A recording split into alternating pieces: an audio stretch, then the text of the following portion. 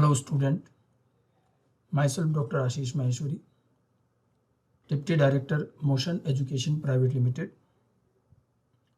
बच्चों, आज से हम शुरू कर रहे हैं मोशन का महा रिवीजन सीरीज। इसमें हम तीनों सब्जेक्ट के मेन सारे इंपॉर्टेंट चैप्टर का रिवीजन क्वेश्चन के थ्रू करेंगे और ये क्वेश्चन उस तरह से लिए जाएंगे जिससे आपके पूरे चैप्टर का भी रिवीजन हो जाए और फंडामेंटल कंसेप्ट भी क्लियर हो जाए। इसी कड़ी में आज हम chapter principle of inheritance and variation start करेंगे। ये चैप्टर बड़ा है और काफ़ी इंपॉर्टेंट भी है। हम इसे जेनेटिक्स पार्ट 1 भी कहते हैं कई बार। इस चैप्टर के हम 2 सेगमेंट में इस पूरे चैप्टर को डिस्कस करेंगे।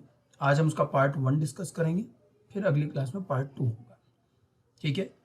और इस चैप्टर से जितने जो इम्पोर्टेंट इसके कंसेप्ट हैं उसी पर बेस्ड हम ये क्वेश्चन डिस्कस करेंगे और साथ साथ में अपने कंसेप्ट को भी रिवाइज करेंगे, ओके। तो देखिए, सबसे पहले मैंने एक क्वेश्चन आपके सामने रख रखा है।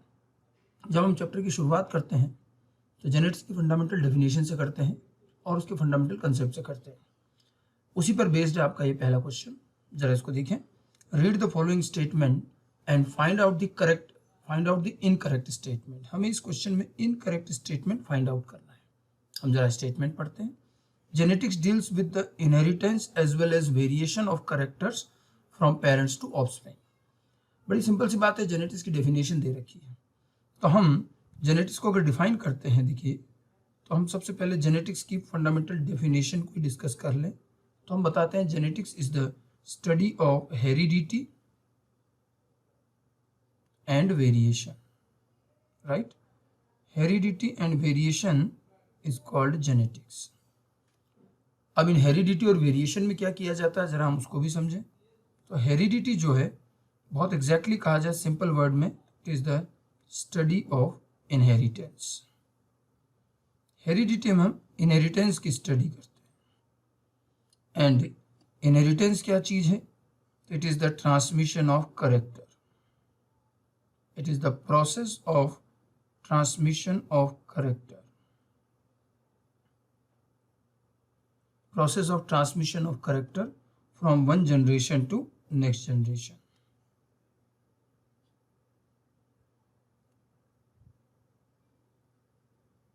Transmission of characters from one to next generation। जब आप एनसीईआरटी में चैप्टर को शुरू करेंगे तो आपको बिल्कुल शुरुआत के फर्स्ट पैराग्राफ में ये चीज मिलेगी, ठीक है। तो हेरिडिटी जो है, it is the study of inheritance. And what is inheritance? It is the process of transmission of character from one generation to next generation. और इसी इनहेरिटेंस की वजह से आप देखेंगे प्रोजेनी अपने पेरेंट्स से काफ़ी रिजेंबल होती है, बहुत कुछ मिलती जुलती होती है।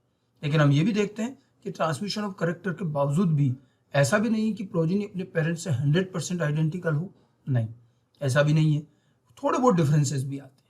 और जो जनरेशन टू जनरेशन ट्रांसफर के दौरान जो डिफरेंसेस आते हैं उन्हीं को हम कहते हैं variation. These are the differences that exist among the members of a species, ठीक है। तो ये 2 चीजें हुई। अब आप जरा इस क्वेश्चन को पढ़ें और हम अपनी उस पूरी बात को फिर से एक बार देखें। Genetics deals with the inheritance as well as variation of characters from parents to offspring. तो genetics deals with the study of heredity and variation, and heredity is actually the study of inheritance. तो you can say it is the inheritance as well as variation study, okay. तो यानी कि पहला statement आपका बिल्कुल ठीक है। Next one, variation is the process by which the characters are pass from parents to progeny.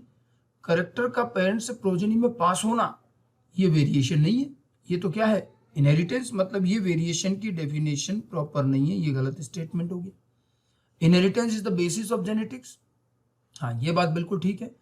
Because genetics और heredity is the study of inheritance, and inheritance is the basis of genetics, बिल्कुल ठीक चीज है। तो ये statement correct है, third one.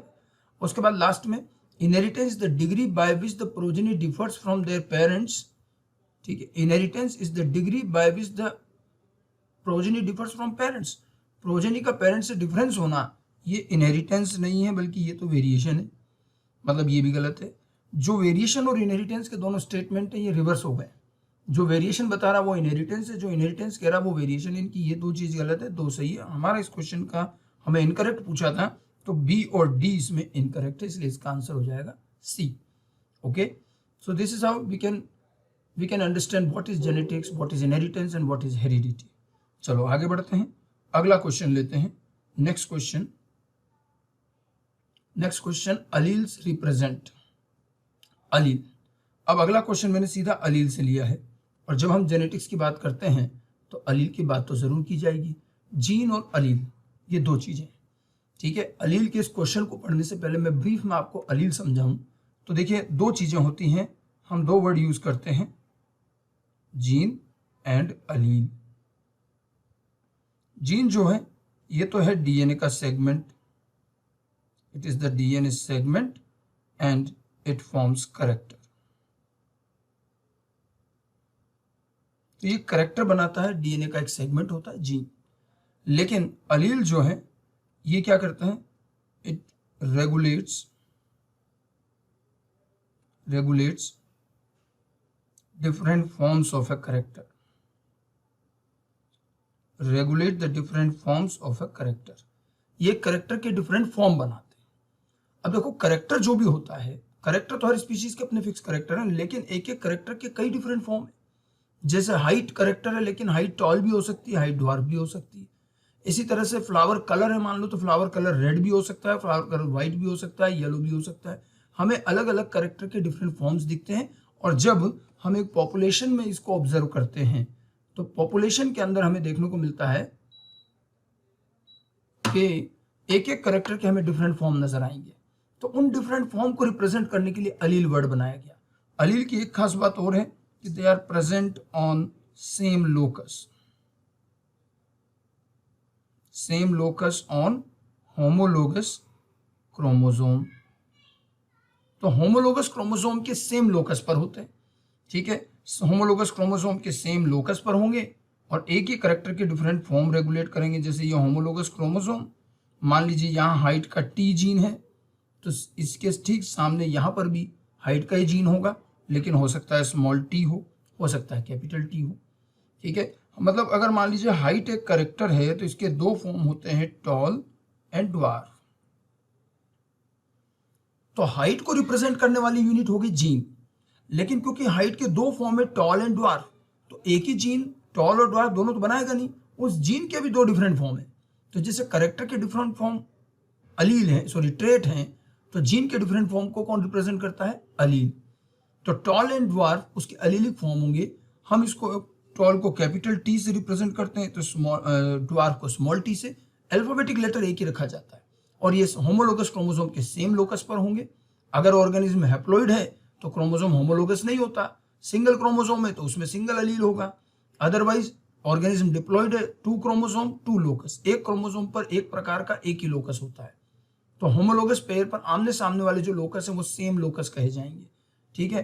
तो homologous chromosome पर सेम लोकस होंगे और ये अलील कैरेक्टर के डिफरेंट ट्रेट को रिप्रेजेंट करेंगे। समझ में आ गई बात, ठीक है। तो ये दोनों तीनों चीजें अपने को ध्यान रहनी चाहिए। एनसीईआरटी एक सिंपल लाइन में इसको डिफाइन करती है कि traits alleles are the different forms of a character, slightly different forms of a character. तो ये सब म्यूटेशन से बने और म्यूटेशन हुआ इनमें थोड़ा थोड़ा, और ये डिफरेंट फॉर्म, मतलब जैसे टॉल का अलील था ओरिजिनली एक ही था, मान लो हमेशा किसी भी कैरेक्टर का एक फॉर्म ओरिजिनल होता है, वो शुरू से होता है। जैसे सपोज हाइट में टॉल था, अब टॉल ही था पहले, बाद में इसमें एक म्यूटेशन हो गया तो थोड़ा इसके जीन में चेंज आ गया, अब ये जीन टॉल के बजाय ड्वार्फ बनाने लग गया, तो ये एक नया फॉर्म बन गया। पुराने वाले फॉर्म में ही म्यूटेशन होकर नया फॉर्म बना, म्यूटेशन का काम ही यही है, और इससे नए फॉर्म बन गए। समझ में आई बात, ठीक है। तो अलील की जो डेफिनेशन है और अलील का ओरिजिन ध्यान रखेंगे। ओरिजिनल अलील जो है, ओरिजिनल जो जीन है उसी में म्यूटेशन से बनते हैं, कैरेक्टर के डिफरेंट फॉर्म बनाते हैं, और जिस भी कैरेक्टर में एक से ज्यादा फॉर्म होंगे, 2 फॉर्म, 2 से ज्यादा फॉर्म है, वहीं आपको ये अलील वर्ड यूज करना है, ठीक है। और ये होमोलोगस क्रोमोसोम के सेम लोकस पर होते हैं। तो ये अलील की कुछ बेसिक चीजें आपको ध्यान रखनी है। स्लाइटली डिफरेंट फॉर्म है, अराइजेज बाय म्यूटेशन, ये ध्यान रखना, जितने भी ये अलील हैं अराइजेज बाय म्यूटेशन, म्यूटेशन से प्रोड्यूस होते हैं, लेकिन लोकस चेंज नहीं होता, होमोलोगस क्रोमोसोम के सेम लोकस पर होते हैं। तो ये कैपिटल टी और स्मॉल टी, ये दोनों जो हैं अलीलिक फॉर्म है, अलीलिक जीन पेयर कहते हैं, ठीक है। अब हम अलील के क्वेश्चन को जरा कर लें। अलील रिप्रेजेंट, तो अलील क्या रिप्रेजेंट करेगा? Different forms of a gene. Allele represent different form of gene, बिल्कुल ठीक बात है। Same locus on homologous chromosome, ये भी बिल्कुल ठीक बात है। होमोलोगस क्रोमोसोम के सेम लोकस को अलील कहते हैं, ठीक है। टू और मोर फॉर्म्स, बिल्कुल दो या दो से ज्यादा फॉर्म को रिप्रेजेंट करेंगे। ओनली वन फॉर्म नहीं, ओनली वन फॉर्म में फिर अलीलिक फॉर्म की बात ही तब आती जब एक से ज्यादा फॉर्म होते हैं, इसलिए ओनली वन फॉर्म अप्रोप्रिएट नहीं है। इसलिए ए, बी और सी तो सही अलील के लिए, लेकिन डी नहीं। तो हम इसका आंसर क्या कर दें? ए, बी और सी, यानी कि आंसर हमारा हो जाएगा फोर्थ ऑप्शन, ठीक है, डी। क्लियर? तो जीन और अलील को थोड़ा सा इसी के साथ साथ आपको रिकॉल करना है। अलील जो है जीन ही है, every allele is a gene, but every gene is not allele. Gene में भी अलीलिक, जीन में भी नॉन अलीलिक। जो जीन होमोलोगस क्रोमोसोम के सेम लोकस पर होते हैं वो अलीलिक होते हैं, और इसके अलावा जो भी जीन है अलग अलग लोकस वाले, अलग अलग क्रोमोसोम वाले, वो सारे नॉन अलीलिक होते हैं। समझ में आ गई बात? तो कैरेक्टर के डिफरेंट फॉर्म को रिप्रेजेंट करने वाली ये यूनिट होती है अलील। चलिए आगे बढ़ते हैं, अगला क्वेश्चन लेते हैं। नेक्स्ट क्वेश्चन, नेक्स्ट जो क्वेश्चन है, read the following statement carefully and choose the correct option. अब ये जो क्वेश्चन है, एक्चुअली ये क्वेश्चन टर्मिनोलॉजी में आप फिनोटाइप जीनोटाइप पढ़ते हैं, फिनोटाइप जीनोटाइप फिनोकॉपी भी पढ़ते हैं। क्लियर? फिनोटाइप आप जानते हैं, फिनोटाइप जो होता है किसी भी करेक्टर का, वैसे फिनोटाइप जो कहा जाता है वो एक्सटर्नल अपीयरेंस के लिए बोला जाता है। Phenotype is the external appearance of a character, ठीक है। और जीनोटाइप जो होता है वो जेनेटिक कॉम्बिनेशन होता है कि आपके पास कौन से एलीलिक कॉम्बिनेशन है, वो जीन कौन कौन से जीन है वो जीनोटाइप बताता है। उनके जो कैरेक्टर के एक्सप्रेशन है वो जो दिखाई देते हैं वो फिनोटाइप। लेकिन अब एक चीज ध्यान रखना, आजकल बहुत सारे जेनेटिकल कैरेक्टर जो कि एक्सटर्नली नहीं दिखते हैं, जो कैरेक्टर मॉर्फोलॉजिकल होंगे वही तो दिखेंगे, बट कई सारे कैरेक्टर जीन के इंटरनली होते हैं, फिजियोलॉजिकल एनाटॉमिकल लेवल पर। तो इंटरनली भी अगर कोई कैरेक्टर बन रहा है तो भी वो फिनोटाइप कहा जाता है। हमारा blood group A B C, A B O जो भी है, ये सब फिनोटाइप है। हीमोग्लोबिन फॉर्मेशन, इंसुलिन फॉर्मेशन, तो जरूरी नहीं है कि फिनोटाइप का आज जो मीनिंग हम लेते हैं वो सिर्फ एक्सटर्नल बेस पर ही नहीं लिया जाता। फिनोटाइप को थोड़ा ब्रॉड सेंस में बात करें तो फिनोटाइप जो होता है वो किसी भी जीन के एक्सप्रेशन से बनने वाला अपीयरेंस है, चाहे वो मॉर्फोलॉजिकली दिखे चाहे वो नहीं दिखे, ठीक है। और एक और चीज ध्यान रखिएगा, जीनोटाइप जो है, जैसे हम capital T capital T capital T small T small T small T ऐसे लिखें, तो ये तो है जीनोटाइप। ये सारे क्या है? जीनोटाइप। इनसे बना टॉल, तो इसका जो अपीयरेंस है ये भी टॉल बना रहा है, ये ड्वार्फ बना रहा है, ये है इसके फिनोटाइप। ओके। और कैरेक्टर डेवलपमेंट में एनवायरनमेंट का रोल हमेशा रहेगा। जीन आपके पास जो भी हैं, लेकिन कैरेक्टर क्या बनेगा उसमें जीन के साथ साथ एनवायरनमेंट का भी रोल रहता है। कैरेक्टर का, जीन का एक्सप्रेशन कंडीशन पर बेस्ड होता है। ओके। तो इसलिए एनवायरनमेंट का रोल, जीन का रोल, ये सब चीजें मिल करके एक फिनोटाइप डेवलप होता है। हमेशा ध्यान रखना, phenotype is due to genotype, genotype is not due to phenotype. Phenotype of a character और an organism is just due to genotype. एक फिनोटाइप के एक से ज्यादा जीनोटाइप हो सकते हैं, बिल्कुल। देखो ये एक फिनोटाइप है, इसके देखो ये दो जीनोटाइप, लेकिन एक जीनोटाइप का यूजुअली एक ही फिनोटाइप होता है, ठीक है। Exceptions are always there. Phenotype की जहां तक बात है तो कैरेक्टर के, अलग अलग कैरेक्टर के फिनोटाइप के साथ में भी वेरिएशन है। कुछ कैरेक्टर का फिनोटाइप एक बार जो बन गया लाइफ टाइम कांस्टेंट रहता है, तो कई कैरेक्टर ऐसे भी हैं जिनका फिनोटाइप एज के साथ, टाइम के साथ बदलता भी रहता है। हमारी हाइट जो बन गई वो कांस्टेंट हो जाती है, लेकिन हमारा body colour, skin colour change होता रहता है। तो हर तरह का कैरेक्टर, हर तरह के फिनोटाइप होते हैं। मैंने ये फिनोटाइप जीनोटाइप की बात इसलिए बताई क्योंकि आपका क्वेश्चन अगला इसी बेस पर होगा। अब इस क्वेश्चन को पढ़ते हैं। देखिए क्वेश्चन क्या कह रहा है, read the following statement carefully and find out the correct option. अपने को करेक्ट ऑप्शन फाइंड आउट करना है। Phenotype is the external manifestation of gene product. Phenotype external manifestation of gene product है, जीन के प्रोडक्ट से बना हुआ appearance ही है, बिल्कुल ठीक बात है, ये सही है, ठीक है। External manifestation, individual with similar phenotypes may not belong to same genotype। Same phenotype वाले सेम जीनोटाइप से बिलोंग करें ये जरूरी नहीं है, ये भी बात सही है। देखो अलग अलग जीनोटाइप होते हुए भी फिनोटाइप सेम हो सकता है, ये लिख रखा है नीचे मैंने, capital T capital T capital T small T. Okay, next one, individual with different phenotype usually have similar genotype. जिनके फिनोटाइप अलग अलग हैं, जैसे एक टॉल और एक ड्वार्फ, तो क्या उनके सिमिलर जीनोटाइप होंगे? बिल्कुल नहीं होंगे। तो ये तो गलत हो गया, उल्टा सही नहीं है इसका। ठीक है, phenotype is not influenced by environment. Phenotype is of course influenced by environment. Environmental condition का तो रोल होता ही है, मैंने ये चीज आपको अभी बताई। Then some phenotype do not remain same throughout the life of an individual. कुछ phenotype throughout the life same नहीं रहते हैं और वो चेंज होते रहते हैं। देयर फिनोटाइप में नॉट रिमेन कांस्टेंट। ये भी बात बिल्कुल सही है। तो अपने कौन कौन से स्टेटमेंट सही हो गए? A, B and E are सही, A, B and E are correct. ठीक है, तो हमारा ऑप्शन क्या हो जाएगा यहाँ पर? आंसर, करेक्ट आंसर होगा बी।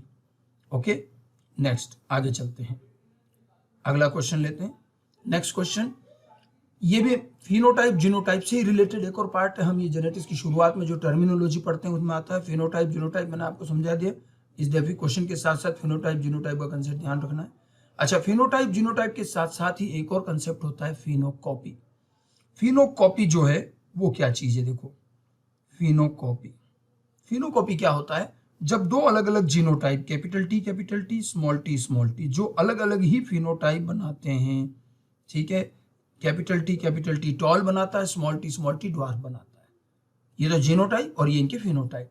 लेकिन अगर किसी एनवायरमेंटल कंडीशन या एक्सटर्नल कंडीशन की वजह से इनका एक्सप्रेशन सेम हो जाए, जैसे हमने ड्वार्फ को एक्सटर्नली जिब्रेलिन अप्लाई किया जिससे ये भी टॉल बन गया और ये भी उतना ही टॉल हो गया जितना कि ये जेनेटिक टॉल है।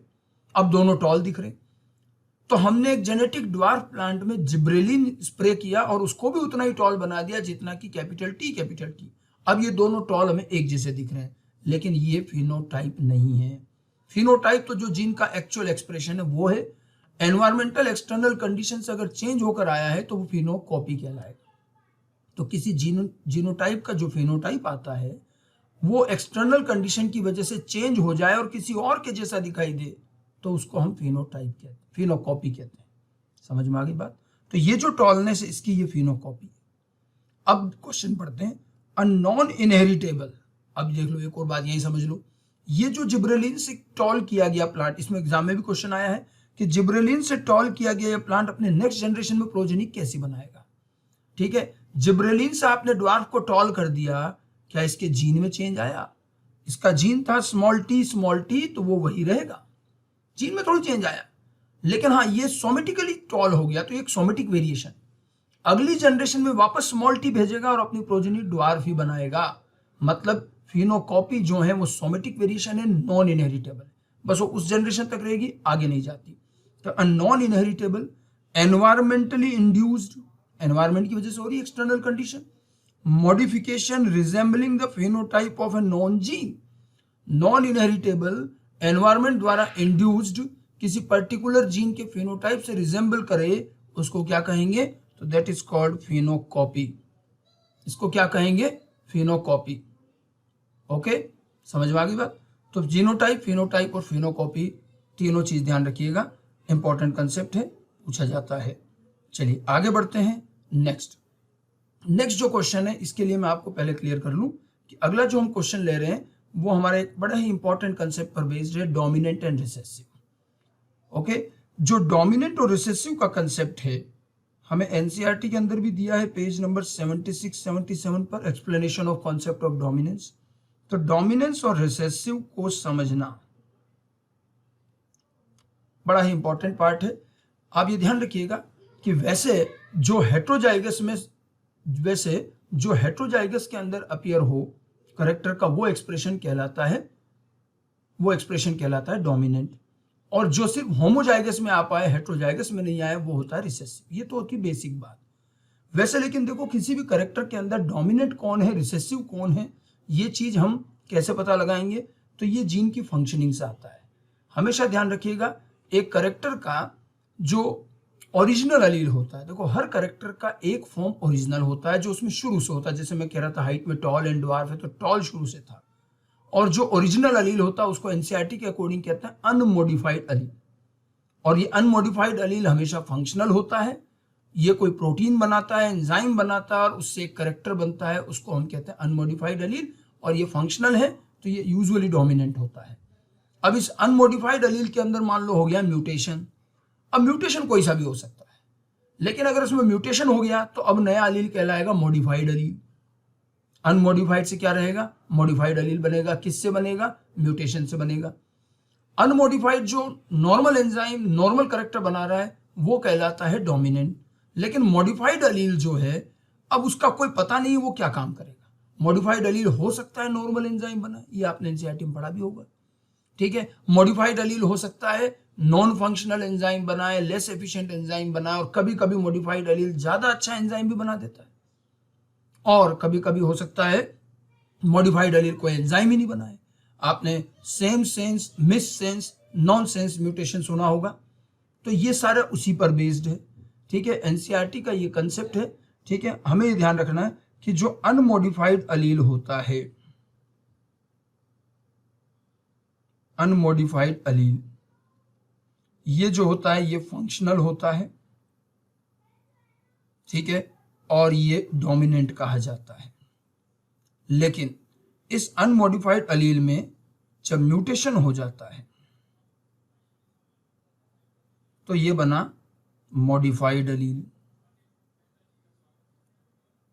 ठीक है, ये कहलाता है मॉडिफाइड अलील। तो अनमोडिफाइड में म्यूटेशन से मॉडिफाइड अलील बना। ये पूरा क्वेश्चन आपके एनसीईआरटी के पेज नंबर 76 से बनाया गया क्वेश्चन है। मॉडिफाइड अलील देखो डोमिनेंट भी हो सकता है, रिसेसिव भी हो सकता है। ये डिपेंड करता है कि मॉडिफाइड अलील में म्यूटेशन कैसा हुआ। ज्यादातर केस में मॉडिफाइड अलील ओरिजिनल अलील से ज्यादा अच्छा काम नहीं कर पाता। तो हमारे लिए अगर ओरिजिनल वाला अनमोडिफाइड अलील ज्यादा अच्छा काम कर रहा है तो वो डोमिनेंट है, उसके कंपैरिजन में मॉडिफाइड वाला रिसेसिव है। अगर मॉडिफाइड वाला बिल्कुल ही काम नहीं कर पा रहा, नॉन फंक्शनल है, तो बिल्कुल रिसेसिव है।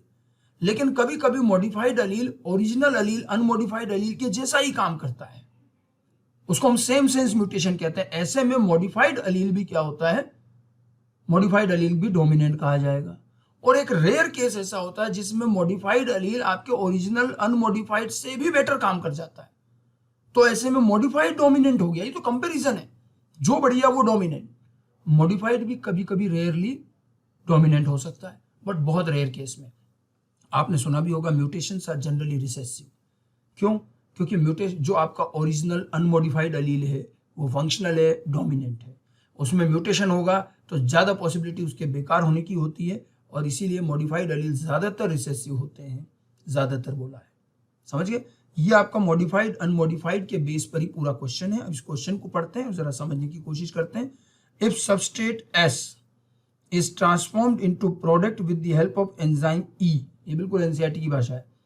Enzyme E has been produced from wild allele A, एक वाइल्ड अलील कौन सा है, अनमोडिफाइड अलील, ओरिजिनल अलील, इसी को वाइल्ड अलील भी कहते हैं। And after mutation A changes to modified form, mutation के बाद A जो है वो मॉडिफाई हो गया। अब मॉडिफिकेशन से क्या हुआ, देखो अनमोडिफाइड अलील और ये जो वाइल्ड अलील है ये तो बना रहा नॉर्मल एंजाइम नॉर्मल प्रोटीन, जैसे मैंने लिख रखा था वैसे लिखा है। इसमें म्यूटेशन हुआ तो ये अलग अलग तरह के कुछ मॉडिफाइड अलील बने, जैसे ये है ए अलील, फिर ये अल्फा अलील, बीटा अलील और गामा अलील, 4 अलील बने, ठीक है। ए वाइल्ड अलील में म्यूटेशन हुआ, ए अलील बना और ये प्रोड्यूस कर रहा नॉर्मल एंजाइम। अगर ये नॉर्मल एंजाइम बना रहा है तो ये क्या हुआ, ये डोमिनेंट हुआ, जैसा ओरिजिनल जैसा ही हुआ। ये alpha allele produces less efficient enzyme, beta allele produces non functional enzyme, और गामा अलील कोई एंजाइम नहीं बनाता, ठीक है। तो अब ये ध्यान रखना कि जो बीटा और गामा है ये दोनों तो पक्का रिसेसिव होंगे, क्योंकि ये तो कोई नॉन फंक्शनल एंजाइम बना रहे हैं, नो एंजाइम ही नहीं बना रहे, और जो बना रहे हैं वो भी नॉन फंक्शनल है। तो ऐसे केस में डोमिनेंट तो इसमें नहीं आएगा। लेस एफिशिएंट वाला मैटर दोनों तरफ जा सकता है, डिपेंडिंग ऑन कि कौन सा करेक्टर है, कितना लेस एफिशिएंट है। कभी कभी ये डोमिनेंट, एनसीईआरटी कहती है डोमिनेंट भी हो जाता है, बिल्कुल हो जाएगा। अगर लेस एफिशिएंट है, थोड़ा एफिशिएंट कम भी है, तब भी कई बार ओरिजिनल करेक्टर आ जाता है, वो डोमिनेंट होता है, लेकिन कभी कभी नहीं भी हो सकता है। चलो खैर, ये तो अपने पास में एनसीईआरटी वाली सारी कंडीशन है। अब अपन क्वेश्चन पढ़ते हैं।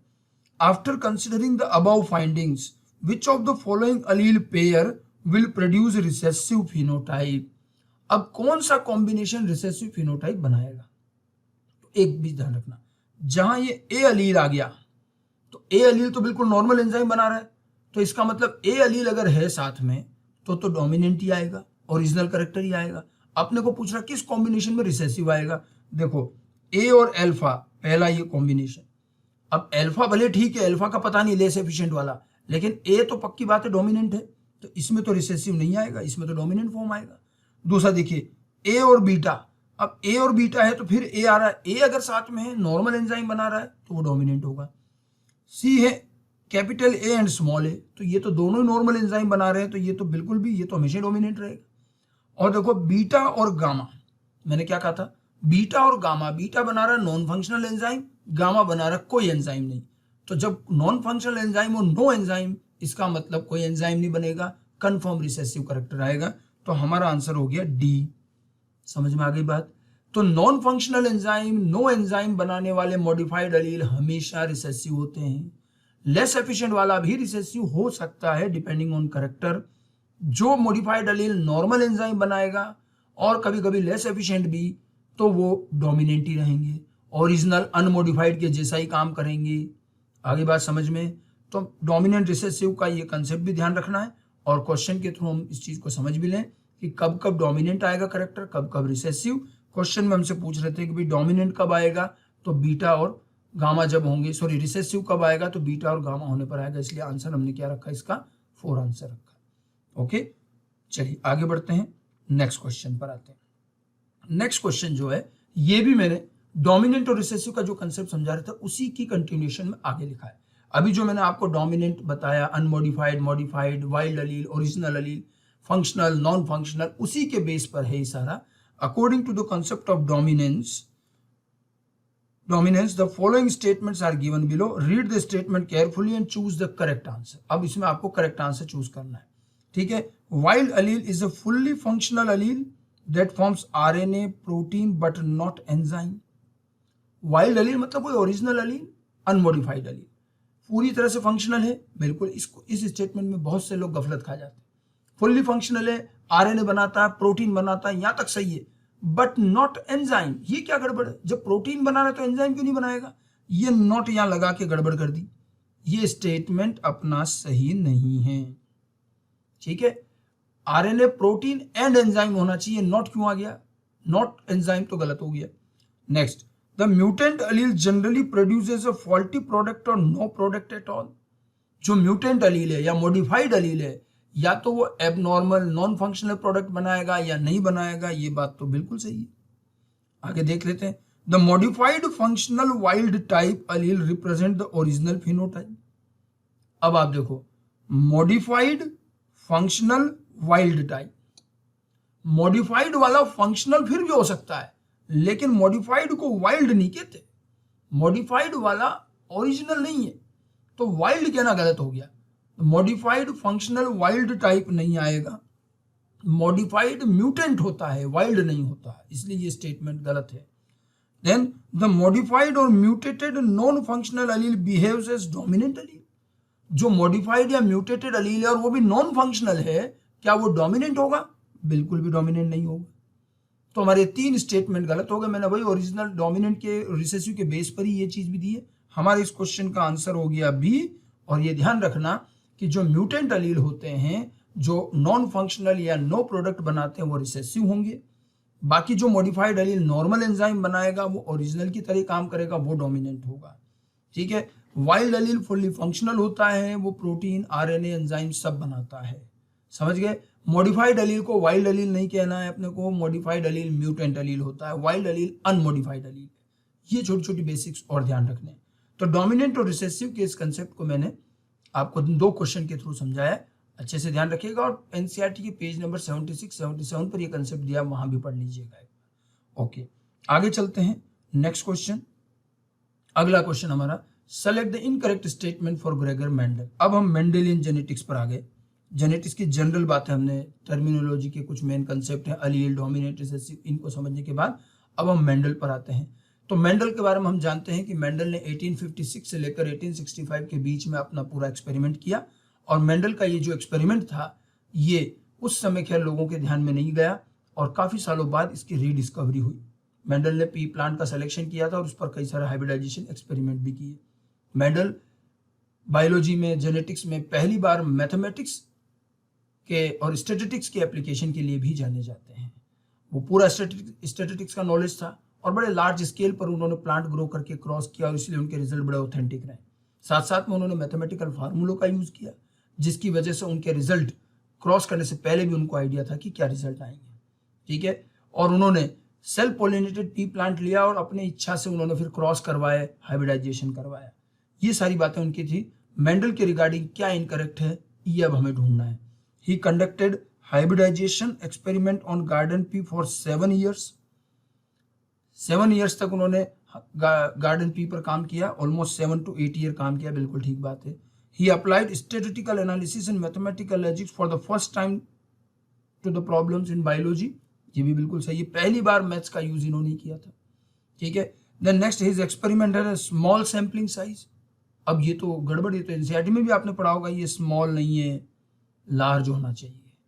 वो स्टैटिस्टिक्स यूज कर रहे थे, लार्ज सैम्पलिंग साइज, तो ये स्टेटमेंट गलत है। He conducted artificial cross pollination experiment using several true breeding P lines. उन्होंने अपने हर क्रॉस को प्योर पेरेंट से शुरू किया था। प्योर पेरेंट का मतलब ट्रू ब्रीडिंग, होमोजाइगस, बिल्कुल सही बात है। उन्होंने इसके लिए पहले होमोजाइगस प्योर पेरेंट बनाए, डेवलप किए, उसके बाद क्रॉस शुरू किया है। तो इनकरेक्ट क्या है? सी वाला इनकरेक्ट है। His experiment had a large sampling size. बड़े लार्ज स्केल पर क्रॉस किए थे, स्मॉल नहीं, लार्ज आएगा। ठीक है, बिल्कुल एनसीईआरटी बेस्ड आपको मेंडल के जनरल बातें हैं, उनके एक्सपेरिमेंट की शुरुआत की। चलिए, मेंडल का काम कई सालों तक हिडन रहा, हम जानते हैं, और 1900 में रीडिस्कवर हुआ। तो एक क्वेश्चन यहाँ ये बनता है कि मेंडल का वर्क इतने सालों तक हिडन क्यों रहा? ठीक है, Mendel's work remain unrecognised for a long period of time. उसके रीजन हमें एनसीईआरटी के पेज नंबर 81 के एक पैराग्राफ में दिए हैं, वहीं से मैंने क्वेश्चन बनाया है और आपको ये पूछा भी जा सकता है कि मेंडल के हिडन रहने के रीजन क्या थे। तो एक तो उनका उस समय जिस जर्नल में उनका वर्क पब्लिश हुआ था वो बहुत पॉपुलर जर्नल नहीं था, तो कम्युनिकेशन वाज नॉट इजी, बिल्कुल ठीक बात है। मतलब वो जर्नल जिसमें उनका काम पब्लिश हुआ था वो कोई बहुत पॉपुलर जर्नल नहीं था, कम्युनिकेशन ईजी नहीं थे उस टाइम, तो लोगों को पता ही नहीं चला उनके काम का। Then concept of factor which did not blend was not accepted. उस समय मेंडल से पहले ब्लेंडिंग इनहेरिटेंस चलता था कि करेक्टर मिक्स हो जाता है, इंटरमीडिएट आता है। ठीक है, लेकिन इन्होंने कहा था कि हमारा जो फैक्टर है वो एक डिस्क्रीट यूनिट है और वो मिक्स नहीं होता, ब्लेंड नहीं होता। उनकी इस बात को उस समय के साइंटिस्ट, उस समय के लोगों ने नहीं माना। ठीक है, then use of mathematics to explain biological problem was unacceptable. जिस तरह से उन्होंने मैथमेटिक्स का यूज किया जेनेटिकल प्रॉब्लम को सॉल्व करने में, ये बिल्कुल नई चीज थी और उस समय लोगों ने एकदम से उसको एक्सेप्ट नहीं किया, ये भी बात बिल्कुल ठीक है। He could not provide any physical proof for the existence of factor। वो फैक्टर के एग्जिस्टेंस का कोई प्रूफ नहीं दे पाए। फैक्टर मतलब जीन। तो उन्होंने ये तो कहा था कि फैक्टर होते हैं, लेकिन जब उनसे कहा कि फैक्टर का होने का कोई प्रूफ बताओ तो वो कोई प्रूफ नहीं दे पाए। ठीक है, वो किसी तरह का कोई डायरेक्ट एविडेंस नहीं दे पाए। मतलब ये चारों चीजें सही हैं, सारी एनसीईआरटी से ली हुई हैं। तो हमसे पूछा गया कि भाई अनरिकॉग्नाइज्ड रहने के रीजन क्या हैं, तो करेक्ट कॉम्बिनेशन में ध्यान रखेंगे। अब चारों ही सही है तो अपन आंसर करेंगे all of the above. Mendel का वर्क इतने सालों तक हिडन क्यों रहा, तो ये ध्यान रखना, ये सारे कारण रहे हैं। इनमें चारों भी आ सकते हैं, कोई सा भी एक भी आए, अपने को ध्यान रखना, क्वेश्चन किसी भी तरह से बनाया जा सकता है। ठीक है, चलिए आगे बढ़ते हैं। मेंडल के एक्सपेरिमेंटल पार्ट पर आते हैं। तो मेंडल ने, जैसा कि मैंने कहा, मेंडल ने हमेशा प्योर होमोजाइगस पेरेंट्स से शुरुआत करी। उन्होंने 7 कैरेक्टर पर काम किया, हर कैरेक्टर के 2-2 फॉर्म थे। तो उन्होंने क्रॉस शुरू करने से पहले 14 टाइप के प्योर होमोजाइगस प्लांट तैयार किए। एक टॉल के लिए प्योर, तो एक ड्वार्फ के लिए प्योर, एक वायलेट फ्लावर के लिए प्योर, एक व्हाइट के लिए प्योर, ऐसे। और ये जो प्योर प्लांट थे इनको कहा जाता है true breeding line. True breeding इसलिए कहते हैं कि ये हमेशा अपने ही जैसी प्रोजेनी बनाते हैं। एनसीईआरटी लिखती है true breeding line shows stable trait inheritance. अपनी जैसी प्रोजेनी, जो टॉल है वो हमेशा टॉल ही बनाता है और वो तभी करेगा जब वो टॉल के लिए होमोजाइगस होगा, ट्रू ब्रीडिंग। ठीक है, तो true breeding line is one. अब देखो ट्रू ब्रीडिंग के लिए कुछ स्टेटमेंट दिए गए, पहला पढ़ते हैं अपन। A true breeding line is one that having undergone continuous self pollination. तो लगातार सेल्फ पॉलिनेशन की वजह से ट्रू ब्रीडिंग लाइन बनी है। तो ट्रू ब्रीडिंग तो बनती, ट्रू ब्रीडिंग क्या है? होमोजाइगस। और होमोजाइगस कैसे बनेगा? इनब्रीडिंग से। प्लांट में इनब्रीडिंग मतलब सेल्फ पॉलिनेशन। तो कंटिन्यूअस सेल्फ पॉलिनेशन करवा के उन्होंने होमोजाइगस प्लांट तैयार किए, बिल्कुल ठीक बात है। ठीक है, shows stable trait inheritance and expression for several generation. ठीक है। ये स्टेबल ट्रेट इनहेरिट, ये वाला स्टेटमेंट भी सही है और ये वाला भी सही है। ये स्टेबल ट्रेट कई जनरेशन तक लगातार ग्रो करते जाओ, बिल्कुल वैसे के वैसे प्रोजेनी आएंगे, क्योंकि होमोजाइगस है तो बिल्कुल स्टेबल इनहेरिटेंस होगा। ठीक है। Mendel selected 14 true breeding pea varieties as pairs which were dissimilar except for one character with contrasting trait. अब ये देखो, ये एनसीईआरटी की लाइन और यहाँ गड़बड़ हो गया। मेंडल ने जैसे एक टॉल के लिए ट्रू ब्रीडिंग बनाया तो एक ड्वार्फ के लिए ट्रू ब्रीडिंग बनाया। तो जब उन्होंने ये ट्रू ब्रीडिंग वैरायटी बनाई थी तो टॉल वाला टॉल के लिए प्योर था, ड्वार्फ वाला ड्वार्फ के लिए प्योर। इस एक करेक्टर में ये डिफरेंट थे कि एक टॉल के लिए प्योर, एक ड्वार्फ के लिए। इस एक करेक्टर को छोड़कर बाकी करेक्टर में ये सेम ही थे, क्योंकि इन्होंने तो एक बार में एक एक करेक्टर पर ध्यान दिया और एक एक करेक्टर के लिए प्योर बनाए हैं। तो एक करेक्टर को छोड़कर बाकी करेक्टर में ये सिमिलर थे। तो यह डिसिमिलर नहीं आएगा, सिमिलर। कि ये जो ट्रू ब्रीडिंग वेराइटीज थी एज ए पेयर, जैसे tall and dwarf, they are similar except for one character. एक करेक्टर टॉल ड्वार्फ को छोड़कर बाकी में सिमिलर थे, डिसिमिलर नहीं। ये गलत हो गया।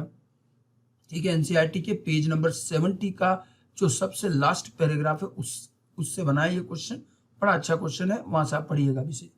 Okay, then question statement D, it increases homozygosity for every character that is under consideration. तो ये ट्रू ब्रीडिंग बिल्कुल होमोजाइगोसिटी इंक्रीज करेगा, इसमें तो कोई दो राय नहीं, बिल्कुल सही बात है। ठीक है। Regarding to pure line select out the correct statement. अब अपने को करेक्ट स्टेटमेंट सेलेक्ट करना है, तो सी को छोड़कर ए, बी और डी करेक्ट है, तो ए, बी, डी करेक्ट है, यानी कि ये हो गया अपना सही answer, A, B and D, B option. तो ट्रू ब्रीडिंग वेराइटीज जो मेंडल ने यूज करी थी वो आपको ध्यान रखना है कि किस तरह से बनाई गई। कंटिन्यूअस सेल्फिंग से बनाई है, 14 ट्रू ब्रीडिंग वैरायटी बनाई है, एक एक करेक्टर के लिए प्योर थी, बाकी करेक्टर्स में ये सेम थी, होमोजाइगस प्रोजेनी। ओके, नेक्स्ट आगे चलते हैं, अगला पार्ट लेते हैं। Next question, question number 10।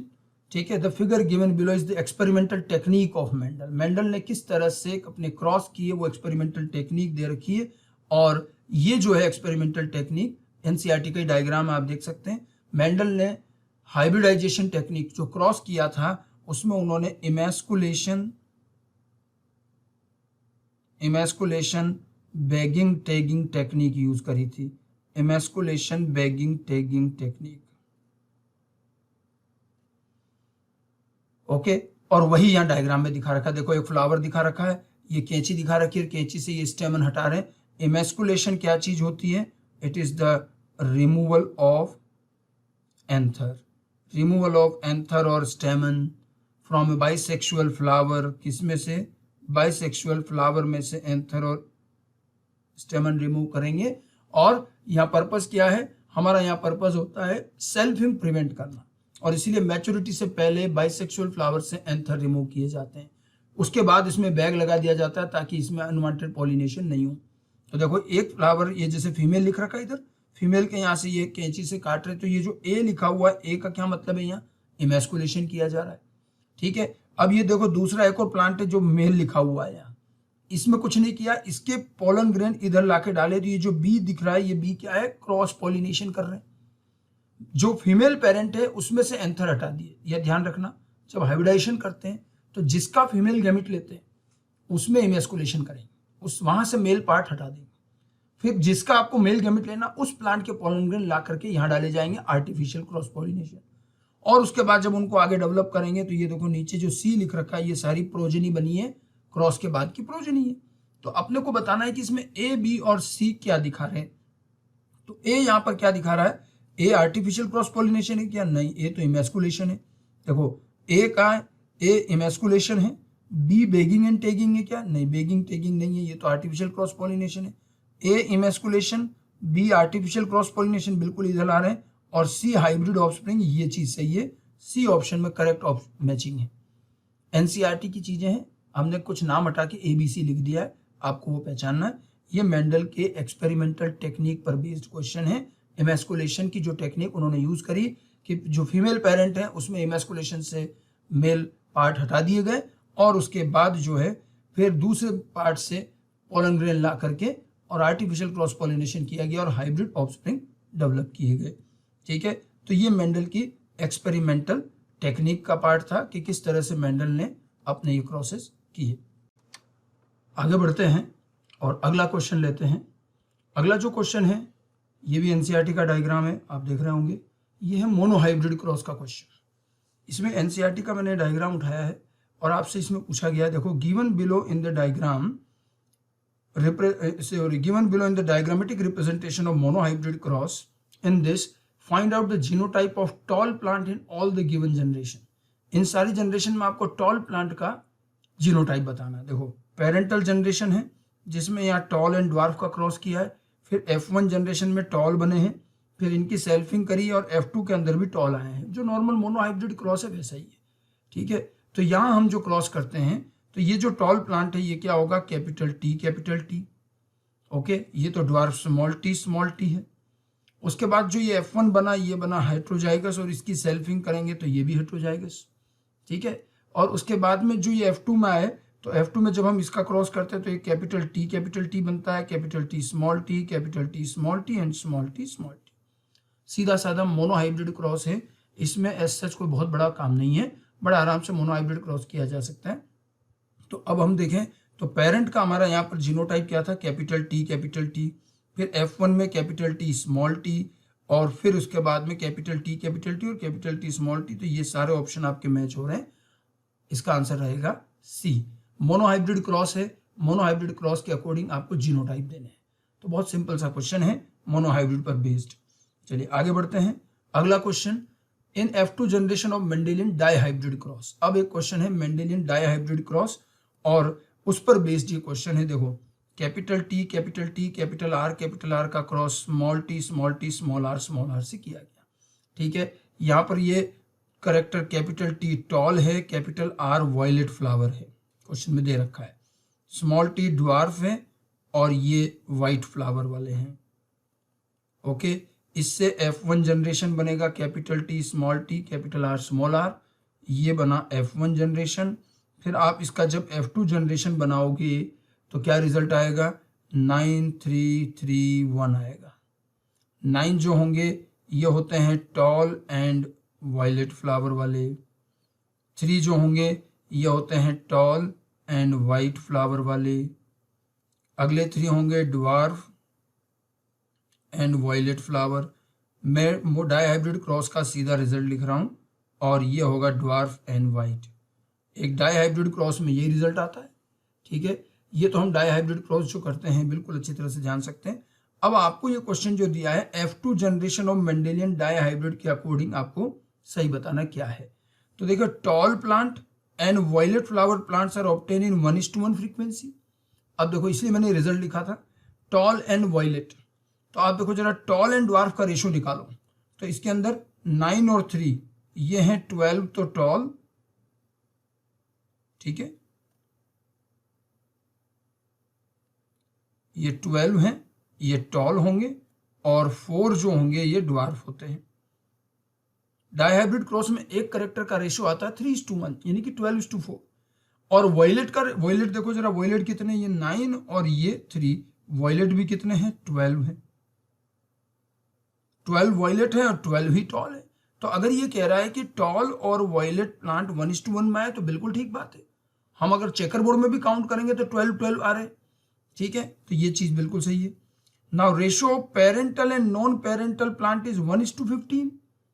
नहीं, पेरेंटल कौन हुए इसमें, देखो टॉल एंड वायलेट, ये जो है ये पेरेंटल है और ड्वार्फ और वाइट पेरेंटल है। तो यहां तो पेरेंटल कितने हैं, पेरेंटल 10 है, ठीक है। और न्यू कितने हैं, तो न्यू 6 है। तो 10:6 है यहाँ पर, 1:15 तो नहीं आएगा पेरेंटल नॉन पेरेंटल का, गलत। Recombinant plants are obtain in 1:1 frequency. अब रिकॉम्बिनेंट प्लांट देखो सारा इस रेशियो से आ रहा है। रिकॉम्बिनेंट किसको कहेंगे, ये दोनों जो पेरेंटल हो गए, ये जो न्यू होते हैं ये न्यू क्या है, रिकॉम्बिनेंट, जो अदर देन पेरेंट है। ये 6 आए हैं और वो भी क्या है, 3 तो रिकॉम्बिनेंट कितने हैं, 3:3 यानी कि 1:1। तो रिकॉम्बिनेंट जो है 1:1 की कैटेगरी, ये भी सही है बिल्कुल, मतलब फर्स्ट वाला सही है, सी वाला थर्ड वाला भी सही है। इसलिए हम आंसर करेंगे D, more than one option is correct, more than one option correct आएगा। तो डाइहाइब्रिड क्रॉस का अगर आपको F2 जनरेशन का रेशियो ध्यान है तो ये काम किया जा सकता है बिल्कुल आराम से। देखो सारा रेशियो से निकालना है इसको। और डाइहाइब्रिड क्रॉस में ध्यान रखना, dihybrid cross is the multiple of 2 monohybrid crosses. Dihybrid cross में एक करेक्टर का रेशियो 3:1 आता है, दूसरे करेक्टर का भी 3:1 आता है, और जब आप 3:1 में मल्टीप्लाई करते हैं तो 9331 आता है। उसी से ये सारे रिजल्ट निकलेंगे। ओके, चलिए आगे बढ़ते हैं। अगला क्वेश्चन देखिए, now find out the frequency of this, इसकी फ्रीक्वेंसी निकालनी है if parents are this one and this one. अब आपको एक शॉर्टकट मेथड बताया जाता है मेंडेलियन जेनेटिक्स में कि बड़े बड़े क्रॉस दिए जाएं तो उसमें कैसे करना है। तो इसको मोनोहाइब्रिड मल्टीप्लिकेशन मेथड से करते हैं। देखो पेरेंट कौन कौन से दिए हैं वो लिख लो, A small B capital C small D capital E small E. इसका क्रॉस कर रहे हैं A small B small C capital D small E small E. ठीक है, अब अपने को क्या चाहिए, इन दोनों के क्रॉस में ये चाहिए capital A small B capital C capital D small E small. अब इन दोनों के क्रॉस में ये चाहिए। इसका क्या तरीका है, एक शॉर्टकट तरीका ध्यान रखना, क्योंकि अपने को यहाँ कहीं नहीं दिया है कि लिंकेज है। जब कुछ नहीं दिया है कि लिंकेज है कि नहीं है तो हम क्या करें, असॉर्टमेंट से करें, और हर जीन का इंडिविजुअल मोनोहाइब्रिड क्रॉस करो, उनकी प्रोबेबिलिटी निकालो और मल्टीप्लाई कर लो, ये काम रहेगा। तो देखो जैसे जीन ए स्मॉल ए और ए स्मॉल ए का क्रॉस किया तो अपने को क्या चाहिए, ए स्मॉल ए, तो इन दोनों के क्रॉस में इसके आने की क्या प्रोबेबिलिटी हुई, इसके आने की प्रोबेबिलिटी होगी 2/4। मोनोहाइब्रिड क्रॉस के अकॉर्डिंग लिख रहा हूं मैं।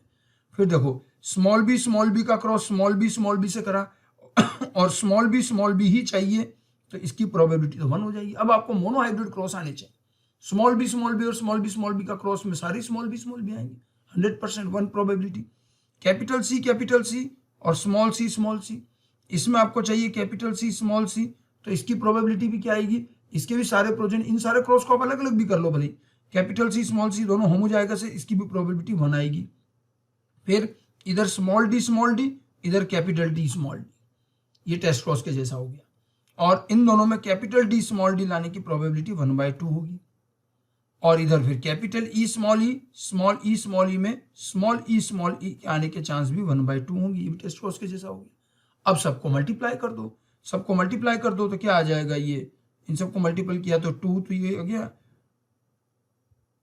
2/16, और 2/16 का मतलब क्या हो गया 1/8, और 1/8 यानी कि हमारा आंसर क्या हो जाएगा 12.5%। तो ये क्वेश्चन बड़ा जरूर है, लेकिन आपको इसको जो है मोनोहाइब्रिड मल्टीप्लिकेशन से करना है, एक जीन की प्रोबेबिलिटी, और ये मोनोहाइब्रिड क्रॉस टिप्स पे होना चाहिए। ए स्मॉल ए देखा है, ए स्मॉल ए की प्रोबेबिलिटी 2/4। अगर मोनोहाइब्रिड क्रॉस सही आता है तो आपको सिर्फ मल्टीप्लाई करना है, प्रोबेबिलिटी और कुछ भी नहीं है। ये शॉर्टकट मेथड है जिससे आप बड़े से बड़ा क्रॉस कर सकते हो एक सिंगल स्टेप में। बस एक जीन का मोनोहाइब्रिड रिजल्ट लिखना। यहाँ आपको जीनोटाइप पूछा था, ये जीनोटाइप है तो हमने जीनोटिपिक रेशियो से प्रोबेबिलिटी निकाली। अगर फिनोटाइप पूछता तो फिनोटिपिक रेशियो से करते। तो ये शॉर्टकट तरीका होता है, इस तरह से आप बड़े क्वेश्चन के आंसर फटाफट निकाल सकते हो। ओके, चलिए एक और मैं इसी तरह का एक क्वेश्चन देखते हैं। देखिए ये रहा, इन ए क्रॉस, अब ये क्रॉस दे रखा है अपने दो प्लेनेट के बीच में। What will be the probability of organism which are homozygous for first character and heterozygous for second and third character. पहला वाला कैरेक्टर कौन सा, सी वाला हो गया, उसके लिए तो अपने को चाहिए होमोजाइगस, और डी और ई के लिए चाहिए हेट्रोजाइगस। तो अब जो ऐसा कहा जा रहा है अपन लिख लेते हैं इसको। देखो capital C capital D small D capital E small E, इसका cross small C small D और कैपिटल ई स्मॉल ई से किया। ठीक है, अब आप देखो इन दोनों के क्रॉस में क्या क्या रिजल्ट आया। अगर मैं इन दोनों का क्रॉस करता हूं तो इसमें क्या रिजल्ट मिलेगा, कैपिटल सी स्मॉल सी यही मिला, प्रोबेबिलिटी 1/2। अपन तीनों जीन का अलग अलग रिजल्ट लिख लें। फिर कैपिटल डी और स्मॉल डी का क्रॉस करेंगे तो वापस ये टेस्ट क्रॉस की तरह 1/2 मिलेगा। और कैपिटल स्मॉल ई, इसका cross capital E capital E small E तीनों आएंगे 1/4 2/4 1/4। समझ गए। अब मोनोहाइब्रिड क्रॉस पहले पूरा आना चाहिए। मैंने देखो सी डी और ई तीनों का पहले रिजल्ट लिख लिया। अब अपने को क्या चाहिए, फर्स्ट कैरेक्टर का तो होमोजाइगस। अब फर्स्ट कैरेक्टर में देखो ये तो हेट्रोजाइगस है, ये होमोजाइगस है, तो इसकी प्रोबेबिलिटी ले लो 1/2। सेकंड और थर्ड कैरेक्टर का क्या चाहिए, हेट्रोजाइगस। ये तो लिखा है heterozygous for second and third, तो सेकंड में हेट्रोजाइगस कौन है, ये रहा, इसकी प्रोबेबिलिटी कितनी 1/2। ठीक है, अब उसके बाद में इधर भी हेटेरोजाइगस, यहाँ हेटेरोजाइगस, इसकी प्रोबेबिलिटी कितनी आ गई 2/4। इन तीनों को मल्टीपल करेंगे तो 2/16 आ जाएगा। तो हमारे को आंसर क्या दिया हुआ है 2/16 नहीं है, इसको सिंप्लीफाई कर लो 1/8 हो गया। तो इसका हमारा आंसर आ जाएगा 1/8 यानी कि बी आंसर। इस क्वेश्चन का आंसर क्या आएगा बी। देखो मैंने 2 क्वेश्चन आपको शॉर्टकट तरीके के बताए हैं। जब भी इस तरह के बड़े cross, dihybrid, trihybrid, tetrahybrid के क्रॉस हों तो आप एक एक जीन का अलग अलग क्रॉस करो इंडिविजुअली, ठीक है, इंडिविजुअल क्रॉस करो और उसके बाद उनकी प्रोबेबिलिटी को मल्टीप्लाई कर दो। तो इस तरह से आपको इनके आंसर मिल जाएंगे। समझ में आ गया क्वेश्चन किस तरह से करना है, ठीक है। आगे बढ़ते हैं। अगला क्वेश्चन मेंडेलियन जेनेटिक्स के आखिरी पार्ट पर आते हैं अब हम। और मेंडल ने अपने आखिरी पार्ट में टेस्ट क्रॉस की बात की। मेंडल ने ये बड़े ही स्पेशल क्रॉस किए। ये डायग्राम भी एनसीईआरटी से मैंने उठा के दिया है टेस्ट क्रॉस का।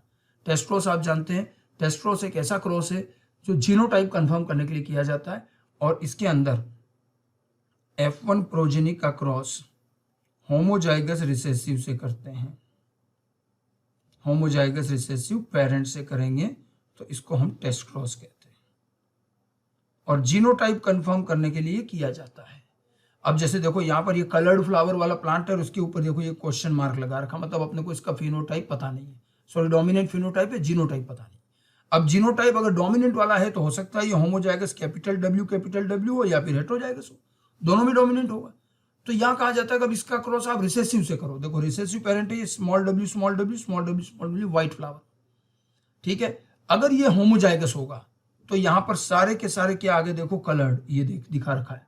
और अगर ये हेटेरोजाइगस होगा तो 1:1 का रेशियो आएगा, 50% कलर्ड 50% व्हाइट। तो टेस्ट क्रॉस का जो रेशियो आता है 1:1, टेस्ट क्रॉस का ये रेशियो अपने आप में 1:1 का रेशियो आना ये इंडिकेट करता है कि जो आपने डोमिनेंट फिनोटाइप वाला ये कलर्ड फ्लावर वाला लिया ये हेटेरोजाइगस था। जीनोटाइप कंफर्म करने के लिए मेंडल ने अपने हर जनरेशन पर टेस्ट क्रॉस किया है, ठीक है। तो अपने को यहाँ क्वेश्चन क्या पूछा है, observe the given diagram and select the correct option. तो अपने को करेक्ट ऑप्शन सेलेक्ट करने, it is the diagrammatic representation of out cross. क्या ये आउट क्रॉस का रिप्रेजेंटेशन है? गलत। टेस्ट क्रॉस का। आउट क्रॉस किसको कहते हैं? आउट क्रॉस जो होता है वो होमोजाइगस डोमिनेंट से क्रॉस है। रिसेसिव से क्रॉस होगा तो टेस्ट क्रॉस, डोमिनेंट से क्रॉस आउट क्रॉस, और टेस्ट क्रॉस और आउट क्रॉस दोनों को मिला के कहते हैं बैक क्रॉस, ठीक है। Now it is the comparison of 2 monohybrid crosses used to find out the phenotype of an organism. ये कोई 2 मोनोहाइब्रिड का कंपैरिजन फिनोटाइप पता करने के लिए बिल्कुल नहीं है, गलत। It is the diagrammatic representation of reciprocal cross to find out the genotype of an organism. Reciprocal cross भी नहीं है, ये भी गलत।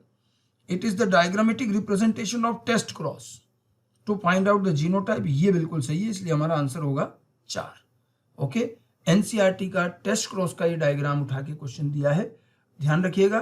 टेस्ट क्रॉस जीनोटाइप कंफर्म करने के लिए किया जाता है, रिसेसिव पेरेंट से क्रॉस किया जाएगा और 1:1 का रेशियो आएगा अगर मोनोहाइब्रिड टेस्ट क्रॉस करेंगे तो, ठीक है। टेस्ट क्रॉस की ही डेफिनेशन पर हम क्वेश्चन एक और लेते हैं। देखो इसी तरह का टेस्ट क्रॉस बड़ा इंपॉर्टेंट है और एग्जाम में अक्सर आता है। Now when a violet flower of unknown genotype, violet flower of unknown genotype is crossed with white flower, the progeny are violet and white in equal proportion. Violet जिसका अपने को जीनोटाइप पता नहीं है, इसका अपन ने क्रॉस व्हाइट से किया, प्रोजेनी में वायलेट और व्हाइट दोनों इक्वल प्रोपोर्शन में आए, यानी कि 1:1 में आए। Now then read the following statement and select the incorrect statement. This is called test cross. ठीक बात है भैया, टेस्ट क्रॉस तो कहेंगे इसको, ठीक है। अननोन फ्लावर इज होमोजाइगस, ये अननोन जीनोटाइप वाला वायलेट फ्लावर क्या होमोजाइगस होगा? गलत। ये तो होमोजाइगस नहीं हेटेरोजाइगस होगा तभी आएगा 1:1।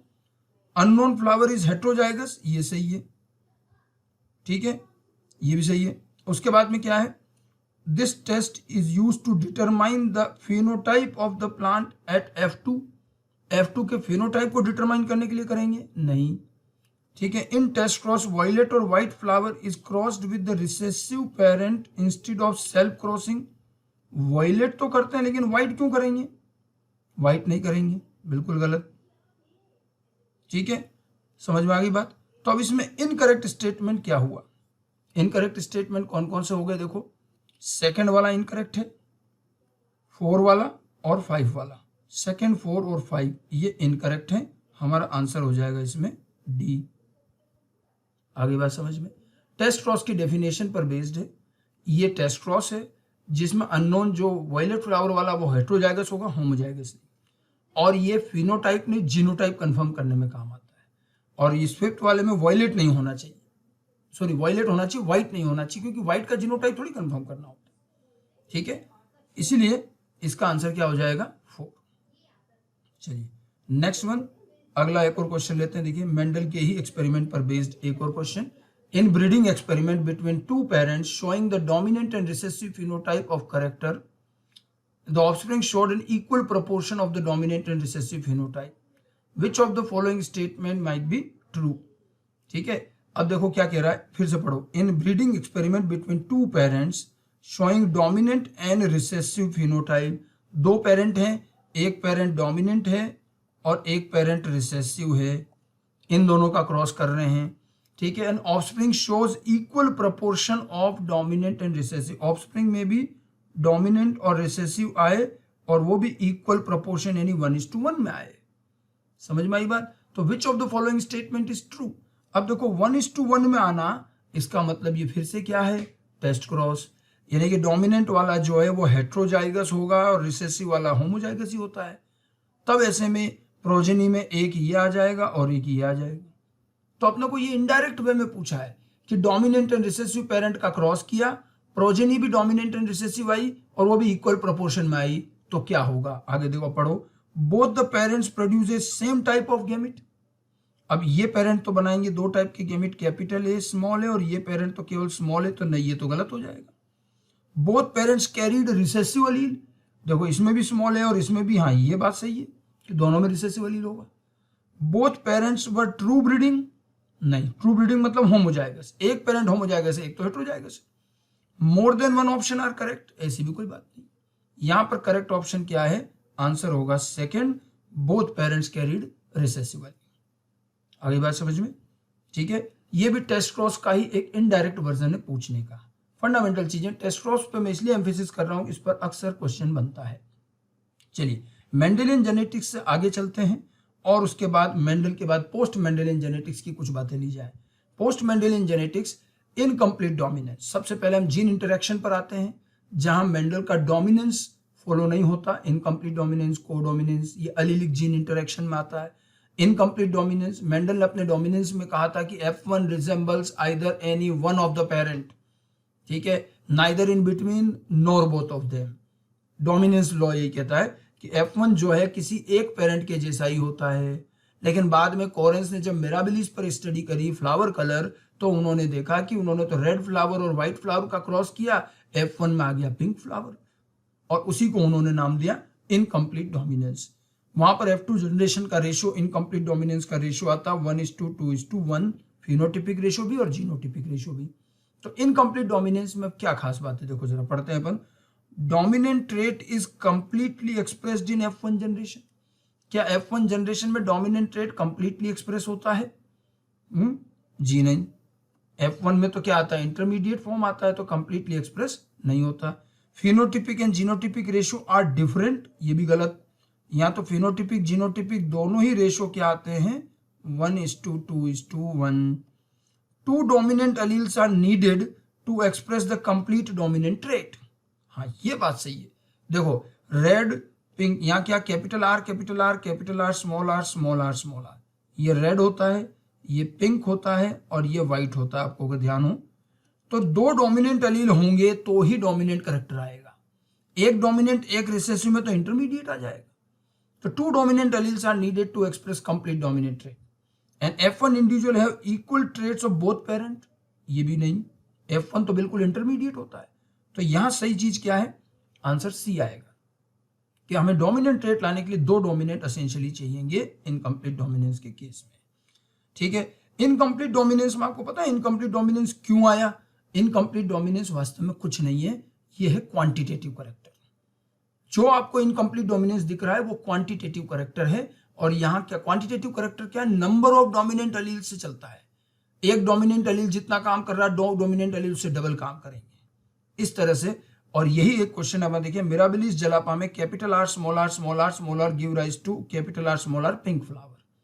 अब इसमें क्या है, देखो कैपिटल आर का स्मॉल आर से क्रॉस किया, ये रेड है, ये व्हाइट है, और F1 जनरेशन आया capital R small R pink. ठीक बात है।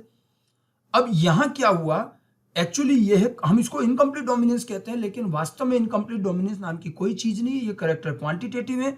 दो कैपिटल आर जब होते हैं तो इतना सफिशिएंट पिगमेंट बनता है कि फुल रेड कलर आता है। दो स्मॉल आर होते हैं तो बिल्कुल कलर ही नहीं बनता, व्हाइट आ जाता है। यहां पर एक कैपिटल आर एक फिक्स अमाउंट का पिगमेंट बना रहा है। अब आपके पास जितने कैपिटल आर है उतना कलर आएगा।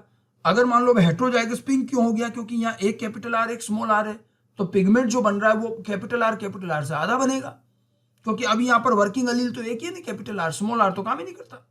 तो ये पिंक नहीं है, वास्तव में ये diluted form of red.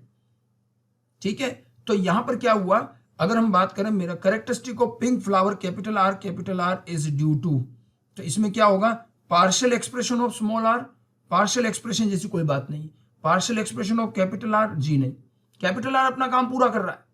Amount of pigment produced half as compare to capital R. Capital R small R वाला पिंक क्यों बना, क्योंकि कैपिटल आर ने जितना पिगमेंट बनाया उससे ये आधा बनाएगा, क्योंकि एक ही कैपिटल आर काम कर रहा है। ये बात बिल्कुल सही है। ठीक है, red colour produce by capital R get diluted by white pigment produce by small R जी नहीं, व्हाइट कोई पिगमेंट नहीं है, व्हाइट कलरलेस कंडीशन है। तो इसलिए हमारा यहाँ आंसर क्या होगा, सी, कि यहां पर जो है पिगमेंट हाफ हो गया, क्योंकि ये क्वांटिटेटिव कैरेक्टर है, जितने डोमिनेंट एलील है उतना काम। Okay, next one, incomplete dominance को डोमिनेंस पर बेस्ड एक क्वेश्चन है, और ये तो खैर प्रीवियस ईयर एग्जाम का ही क्वेश्चन है। F2 generation in a Mendelian cross shows that both genotypic and phenotypic ratios same as 1:1। मतलब फिनोटिपिक जीनोटिपिक दोनों रेशियो 1:1 आया F2 जनरेशन में। मेंडेलियन क्रॉस का मतलब है मेंडल के तरीके से किया गया क्रॉस। तो अब ये केस क्या होगा, it represent a case of, ठीक है, यहां बहुत कंफ्यूजन होता है। 1:1 का phenotypic genotypic ratio incomplete dominance में भी आता है, कोडोमिनेंस में भी आता है। अब देखो, monohybrid cross with complete dominance, monohybrid cross with incomplete dominance, codominance and dihybrid cross. 1:1 का फिनोटिपिक जीनोटिपिक रेशियो, चलो पहला हटा दो, चौथा हटा दो, इनकम्प्लीट डोमिनेंस में भी आता है, कोडोमिनेंस में भी आता है। लेकिन अब ये क्वेश्चन आपका तब होगा जब आपको ये पता हो कि 1:1 का रेशियो दोनों में कब आता है। तो ध्यान रखना, इनकम्प्लीट डोमिनेंस हो या कोडोमिनेंस हो, 1:1 का रेशियो केवल तभी आएगा जब आप एक करेक्टर लेकर क्रॉस करेंगे। जैसे मान लो आपने दो करेक्टर लिए और दोनों करेक्टर इनकम्प्लीट डोमिनेंट है, दोनों करेक्टर कोडोमिनेंट है, तब रेशियो 1:1 नहीं आता। एक करेक्टर का रेशियो 1:1, दूसरे का भी रेशियो 1:1, और इसको मल्टीप्लाई करोगे 1:1, 2:4, 1:1।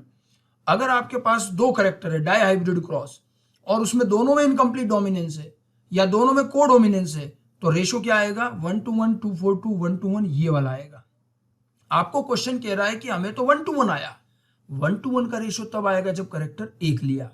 अब आप देखो, सेकंड ऑप्शन कह रहा monohybrid cross with incomplete dominance, इसमें तो क्लियर दिख रहा है कि भैया करेक्टर एक ही लिया है, मोनोहाइब्रिड क्रॉस लिखा है ना, मतलब एक करेक्टर लिया है, और एक करेक्टर लिया है तो 1:1 कंफर्म आएगा इनकम्प्लीट डोमिनेंस में। थर्ड ऑप्शन में लिखा है कोडोमिनेंस, कोडोमिनेंस तो लिखा है लेकिन करेक्टर कितने ये मेंशन नहीं है।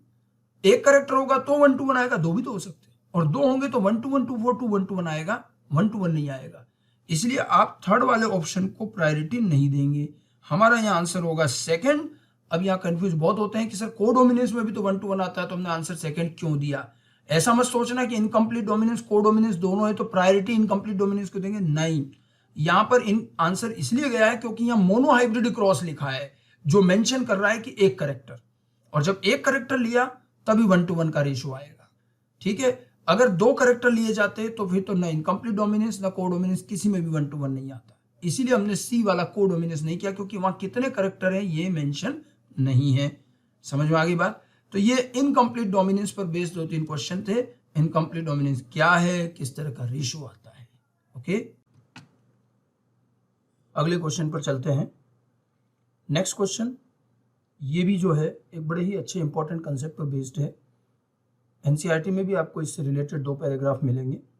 एक्चुअली जब हम इनकम्प्लीट डोमिनेंस पढ़ते हैं तो उस समय ये कंसेप्ट हमारे सामने आता है। देखो पहले क्वेश्चन पढ़ते हैं। when more than one phenotypes are influenced by the same gene, more than one phenotypes are influenced by the same gene, then dominance is not an autonomous feature of a gene. आप देखिए page number 78 पर आपको ये चीज मिलेगी, ठीक है। जब एक जीन एक से ज्यादा फिनोटाइप बनाता है, जब एक जीन एक से ज्यादा फिनोटाइप बनाता है तो हम उसको कहते हैं प्लियोट्रॉपिक जीन। और ऐसे केस में जब एक जीन एक से ज्यादा फिनोटाइप बनाता है तो ऐसे केस में डोमिनेंस कैसे डिसाइड होगा, क्योंकि डोमिनेंस नॉर्मली जब हम सिंगल जीन की बात करते हैं कि एक जीन से एक करेक्टर बनेगा, तो ऐसे केस में डोमिनेंस जो होता है, जो डोमिनेंट अलील है, जो फंक्शनल अलील है, वो डोमिनेंट करेक्टर बनाता है, जो नॉन फंक्शनल है रिसेसिव बना देता है, उसमें कोई दिक्कत नहीं है। लेकिन जब एक ही जीन दो करेक्टर बनाता है और उन दोनों करेक्टर में उसका बिहेवियर भी अलग अलग है, कि मान लो एक करेक्टर में तो वो जीन कंप्लीट डोमिनेंस शो कर रहा है और दूसरे करेक्टर में इनकम्प्लीट डोमिनेंस शो कर रहा है, तो ऐसे केस में फिर डोमिनेंस कैसे डिसाइड होगा, किस अलील को हम क्या कहेंगे, उसको लेकर के एक कंसेप्ट एनसीईआरटी ने दिया है। एक्चुअली क्या है, आप देखिए हम लोग एक एग्जांपल पढ़ते हैं इनकम्प्लीट डोमिनेंस में भी सीड शेप का, कि मेंडल ने क्रॉस किया था राउंड सीड और रिंकल्ड सीड का। राउंड एंड रिंकल्ड, ये कैपिटल आर, ये स्मॉल आर, इससे कैपिटल आर स्मॉल आर बना था F1 में, और ये था राउंड, ये था। लेकिन इसी में पैरेलल में एक और चीज थी यहाँ पर, कि जो राउंड था उसमें स्मॉल साइज्ड स्टार्च ग्रेन थे, स्मॉल साइज्ड स्टार्च ग्रेन, और जो सॉरी स्मॉल साइज नहीं, राउंड वाले में लार्ज साइज्ड थे। राउंड वाला जो था उसमें लार्ज साइज्ड, और रिंकल्ड जो है उसमें small sized starch grain. Actually ये चीज हम जब मेंडल के 7 कैरेक्टर्स पढ़ते हैं उस समय भी पढ़ाया जाता है, कि यहाँ पर क्या हो रहा है। देखो पूरा का पूरा एक स्टार्च ब्रांचिंग एंजाइम आपने पढ़ा होगा, कि कैपिटल आर जो है स्टार्च ब्रांचिंग एंजाइम बनाता है, स्मॉल आर नहीं बनाता है। स्टार्च ब्रांचिंग एंजाइम की वजह से स्टार्च ज्यादा बनता है। स्टार्च ज्यादा बनता है तो दो कैरेक्टर आते हैं, कि एक तरफ सीड राउंड हो जाता है और स्टार्च ग्रेन भी लार्ज साइज के बनते हैं। जब स्टार्च ब्रांचिंग एंजाइम नहीं होता है तो सीड भी रिंकल्ड बनता है, स्मॉल साइज के स्टार्च ग्रेन स्टार्च कम बनता है। अब जब ये क्रॉस किया गया तो राउंड और रिंकल्ड से राउंड आया, मतलब कंप्लीट डोमिनेंस है। लेकिन जब लार्ज साइज स्मॉल साइज से कैपिटल आर स्मॉल आर को देखा गया तो इसके अंदर आता है intermediate sized starch grain. Intermediate size के स्टार्च ग्रेन्स आते हैं। अब आप देखो राउंड और रिंकल्ड जीन एक ही है, एक जीन दो करेक्टर, ये प्लियोट्रोपी का एग्जांपल है। इसमें जीन आर राउंड और रिंकल्ड वाले सीड शेप के करेक्टर में तो डोमिनेंस शो कर रहा है, capital R dominant, small R recessive. लेकिन साइज ऑफ स्टार्च ग्रेन के मामले में ये इनकम्प्लीट डोमिनेंस है। अब एक ही जीन दो करेक्टर बना रहा है, दो काम कर रहा है, एक में वो फुल्ली डोमिनेंट है, एक में इनकम्प्लीटली डोमिनेंट है। तो ऐसे में इस जीन को क्या कहा जाए, डोमिनेंस कैसे डिसाइड की जाए, इसका एक कंसेप्ट एनसीईआरटी भी देती है। एनसीईआरटी कहती है कि जब भी कोई एक जीन एक से ज्यादा फिनोटाइप बनाता है, यानी कि वो प्लियोट्रोपी होता है, तो ना अब डोमिनेंस जो है जीन या उसके केवल प्रोडक्ट से डिसाइड नहीं होगा। जीन और प्रोडक्ट तो हम देखते हैं कि प्रोडक्ट कौन बना रहा है कौन नहीं बना रहा है, ये तो हम जानते हैं, ये तो हम शुरू से कर रहे हैं।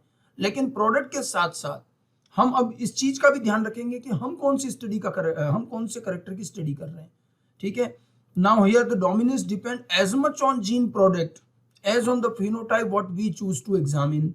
यानी कि डोमिनेंस जितना प्रोडक्ट्स पे डिसाइड करेगा उतना ही इस चीज पे भी डिसाइड करेगा कि हम कौन से करेक्टर की स्टडी कर रहे हैं। अगर हम सीड शेप की स्टडी कर रहे हैं तो उस समय के लिए ये जीन हमारे लिए डोमिनेंट हो जाएगा। अगर हम साइज ऑफ स्टार्च ग्रेन की स्टडी कर रहे हैं तो उस वक्त ये जीन हमारे लिए इनकम्प्लीट डोमिनेंट हो जाएगा।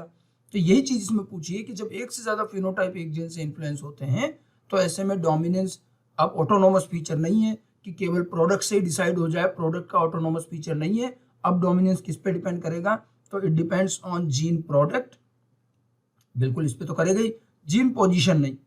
The particular phenotype that we choose to examine, कि हम कौन सा करेक्टर स्टडी कर रहे हैं, प्रोडक्ट क्या बना, इन दोनों पे डिसाइड करेगा। इसलिए हमारा इसका आंसर क्या रहेगा, डी हो जाएगा, दोनों चीज पर डिपेंड करेगा। ठीक है, बड़ा अच्छा कंसेप्ट है एनसीईआरटी का ये, कि जब प्लियोट्रोपिक जीन होते हैं तो ऐसे केस में उनको डोमिनेंस वगैरह कैसे डिसाइड करें, इस चीज को हमें ध्यान रखना है इस कंसेप्ट के थ्रू। आगे चलते हैं, अगले क्वेश्चन पर चलते हैं, नेक्स्ट क्वेश्चन लेते हैं। नेक्स्ट क्वेश्चन जो है हमारा कोडोमिनेंस है। जीन इंटरेक्शन की बात चल रही है, इनकम्प्लीट डोमिनेंस के साथ साथ कोडोमिनेंस भी पढ़ते हैं। तो कोडोमिनेंस की कंडीशंस को लेकर एक क्वेश्चन है। कोडोमिनेंस हम पहले जानते हैं कि दोनों अलील फंक्शनल है, जब किसी करेक्टर के दोनों अलील फंक्शनल है, इक्वली फंक्शनल है, तो हम दोनों को डोमिनेंट कहते हैं, फिर वहाँ रिसेसिव कोई नहीं होता। ठीक है, वहाँ रिसेसिव कोई नहीं है और दोनों इक्वली एक्सप्रेस करते हैं साइड बाय साइड। ठीक है, इसीलिए कहा जाता है F1 resembles both of the parent.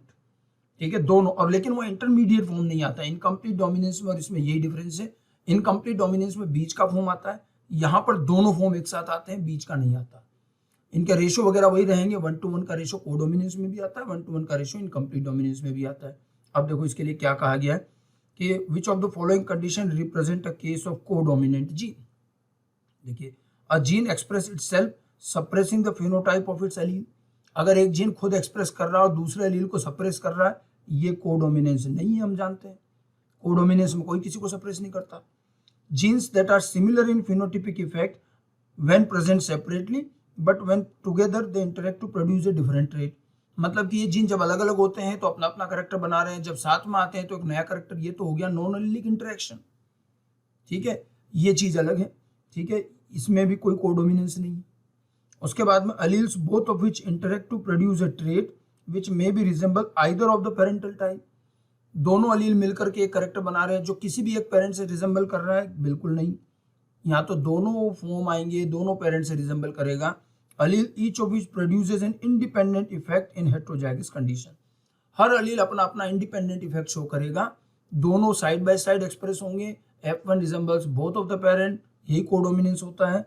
हमारा यहाँ आंसर हुआ लास्ट वन डी। ठीक है, तो कोडोमिनेंस से रिलेटेड ये बेसिक बातें आपको ध्यान रखनी है। आगे चलते हैं। कोडोमिनेंस के बाद जब हम इंटरेक्शन की बात कर रहे हैं तो अगला इंटरेक्शन लेते हैं मल्टीपल अलील। कोडोमिनेंस के साथ आगे फिर हम मल्टीपल अलील के बारे में पढ़ते हैं। मल्टीपल अलील की बेसिक चीज आपको मैंने अलील के साथ भी बताई कि अलील ओरिजिनली एक कैरेक्टर में एक ही फॉर्म होता है, एक ही ट्रेट होता है, ओरिजिनली एक ही अलील था। उसके बाद म्यूटेशन होता रहा और म्यूटेशन से फिर नए नए अलील बने। तो मल्टीपल अलील का मतलब है मोर देन 2 अलील होना। जब किसी कैरेक्टर में म्यूटेशन से 2 से भी ज्यादा अलील बन जाए तो उस कंडीशन को मल्टीपल अलील कहते हैं। ठीक है, और नॉर्मली ये वो कैरेक्टर होते हैं जिनके अंदर बहुत सारे फॉर्म्स भी होंगे। हर अलील एक फॉर्म बनाएगा, म्यूटेशन से बनेंगे, लेकिन इनका क्रोमोसोम पर लोकस चेंज नहीं होता, इसलिए तो इनको अलील बोलते हैं। They are present on same locus but they regulate different forms of character, और अलील 2 से ज्यादा होते हैं। समझ गए? अब 2 से ज्यादा अलील भले ही हों, लेकिन एक ऑर्गेनिज्म में 2 से ज्यादा अलील नहीं मिलेंगे। एक ऑर्गेनिज्म जो डिप्लॉयड होता है उसमें 2 ही लोकस होते हैं, तो 2 अलील रख सकते हो। तो only 2 allele can be placed in one organism.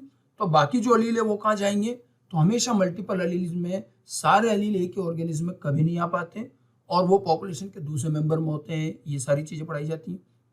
इसीलिए तो कहा जाता है कि population study is essential for multiple allele. और मल्टीपल अलील का बड़ा अच्छा एग्जांपल हम देते हैं ब्लड ग्रुप का, 3 अलील होते हैं उसमें। तो ये मल्टीपल अलील के कुछ जनरल कंसेप्ट को लेकर के क्वेश्चन बनाया, थोड़ा सा रिवाइज हो जाएगा इसी से। Every character is controlled bye minimum 4 अलील। ना जी, ऐसी कोई बात नहीं है, मोर देन 2 अलील होने चाहिए। 3, 4, 5 कितने भी हो सकते हैं, मिनिमम 4 नहीं है, मोर देन 2 अलील होने चाहिए। 2 तक को भी मल्टीपल अलील नहीं मानते, 2 से ज्यादा होने पर। ठीक है, a set of allele occupy the same locus in homologous chromosome.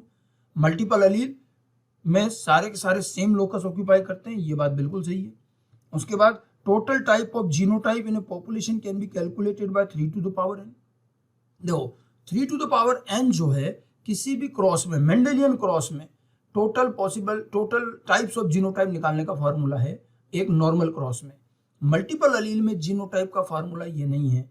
कितने पॉसिबल जीनोटाइप बनेंगे इसका फार्मूला मल्टीपल अलील में होता है n(n+1/2) ये रहता है।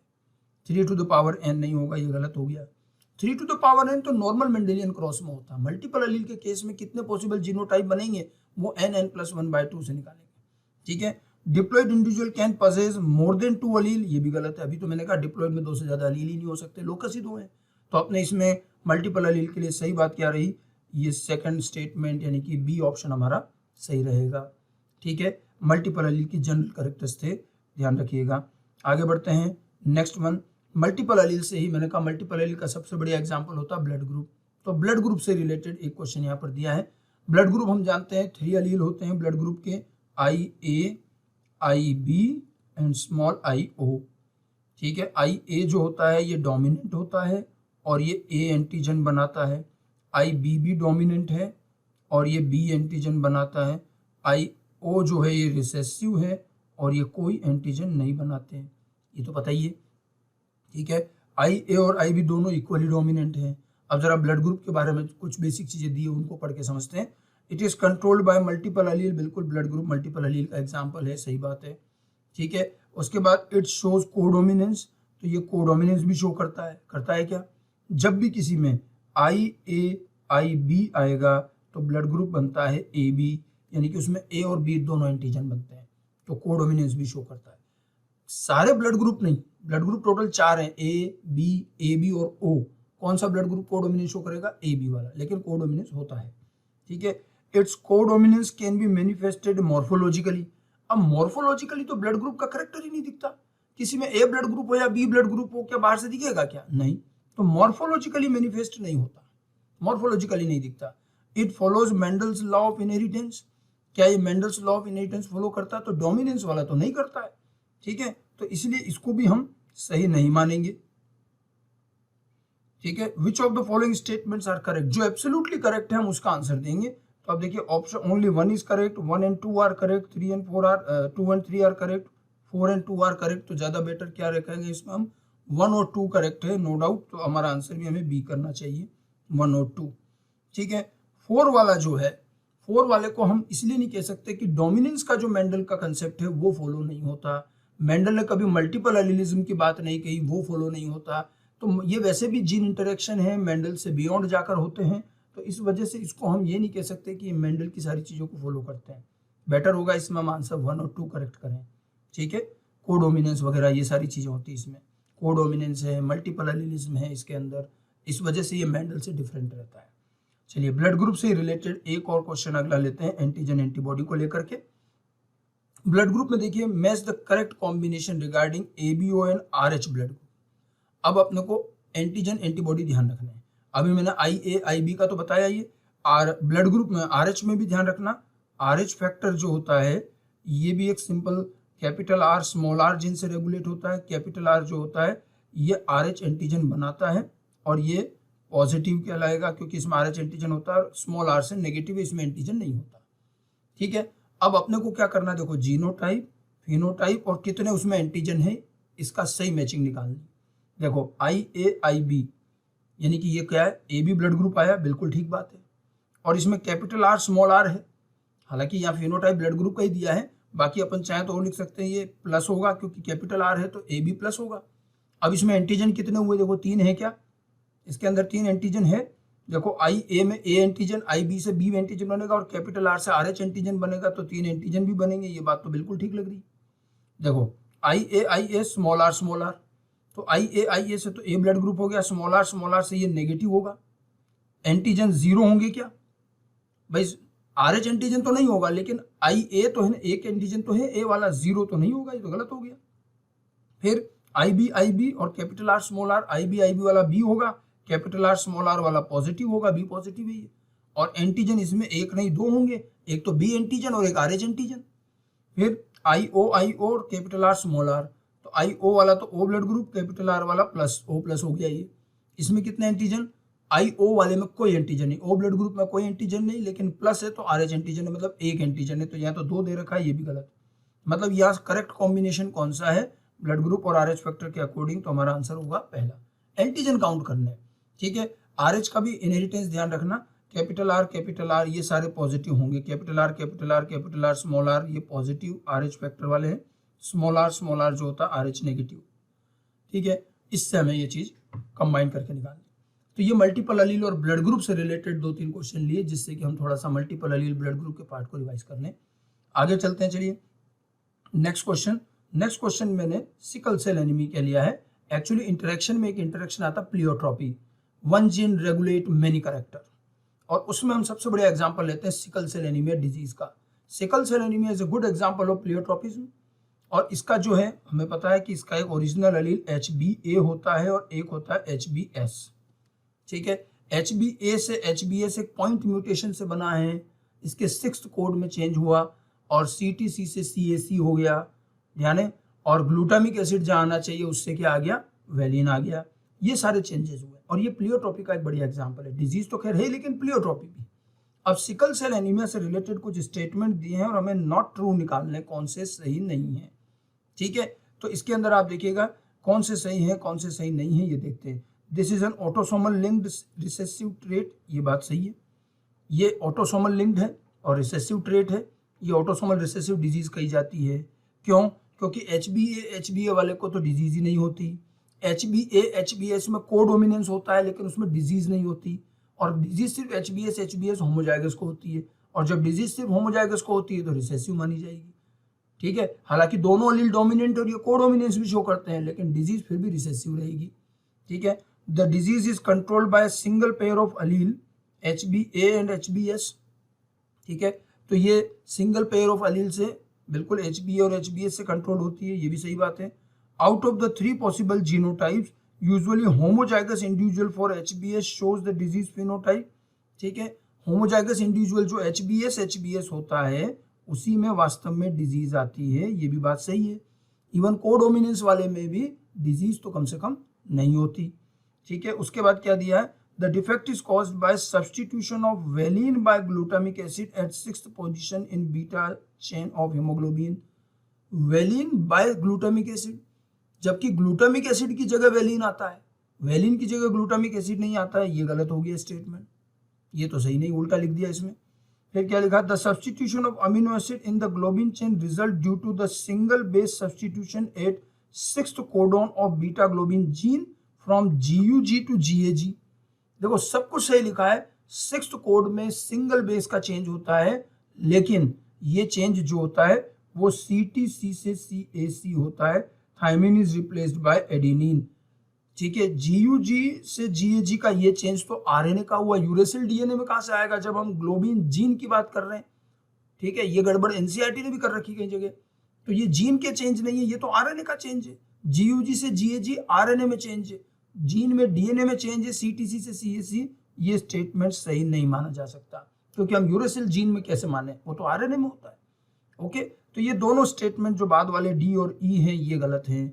हमसे पूछा गया कौन से सही नहीं है, तो 4 statement are not correct, 3 statement, 2 statement, 1 statement, तो कितने, 2 स्टेटमेंट सही नहीं है, C और D वाले, सॉरी D और E वाले। ठीक है, सिकल सेल एनीमिया डिजीज की जनरल बातें हैं, इससे डिजीज थोड़ा सा रिकॉल कर लो, और किसका किससे रिप्लेसमेंट हुआ, जीन में क्या चेंज हुआ ये ध्यान रखना है, और GUG GAG RNA का चेंज है, CTC से CAC ये DNA का चेंज है, इसलिए हम इसको सही नहीं मानेंगे।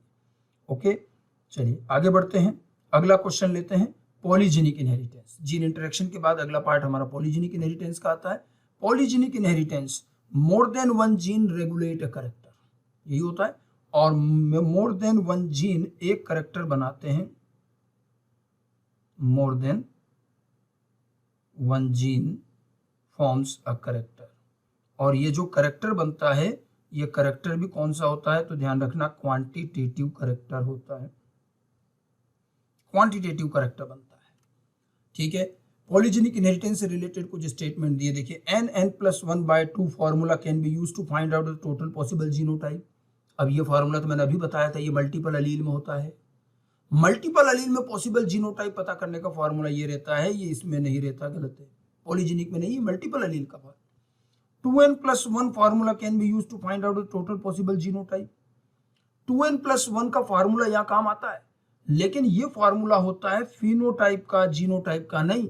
यहाँ अगर ये वर्ड फिनोटाइप होता तो सही है कि हम F2 जनरेशन पर कितने पॉसिबल फिनोटाइप बनेंगे ये 2n+1 से निकालेंगे, जीनोटाइप नहीं।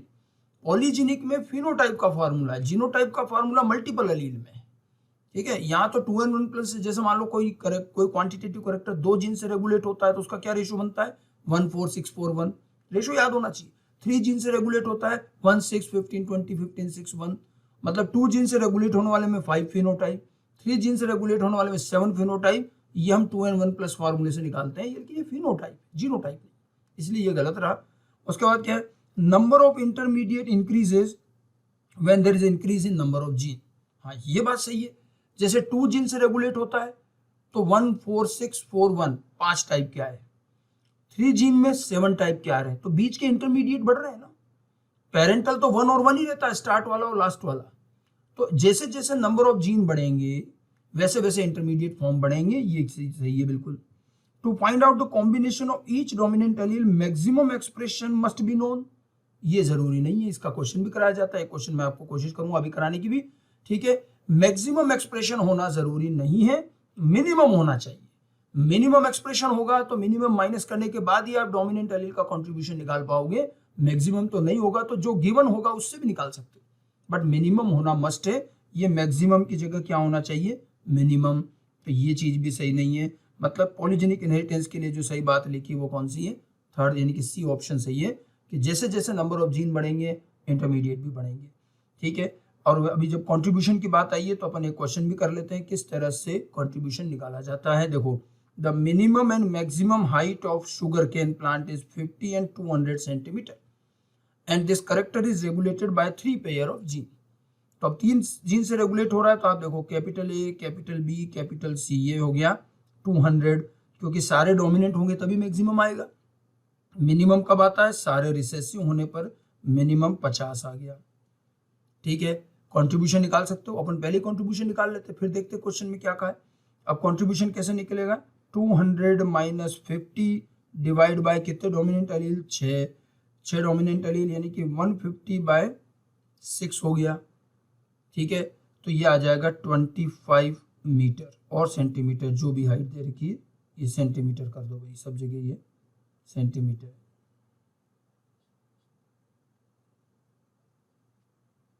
तो एक का कंट्रीब्यूशन आ गया 25।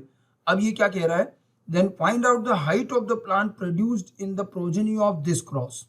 इस क्रॉस की प्रोजेनी की हाइट क्या होगी।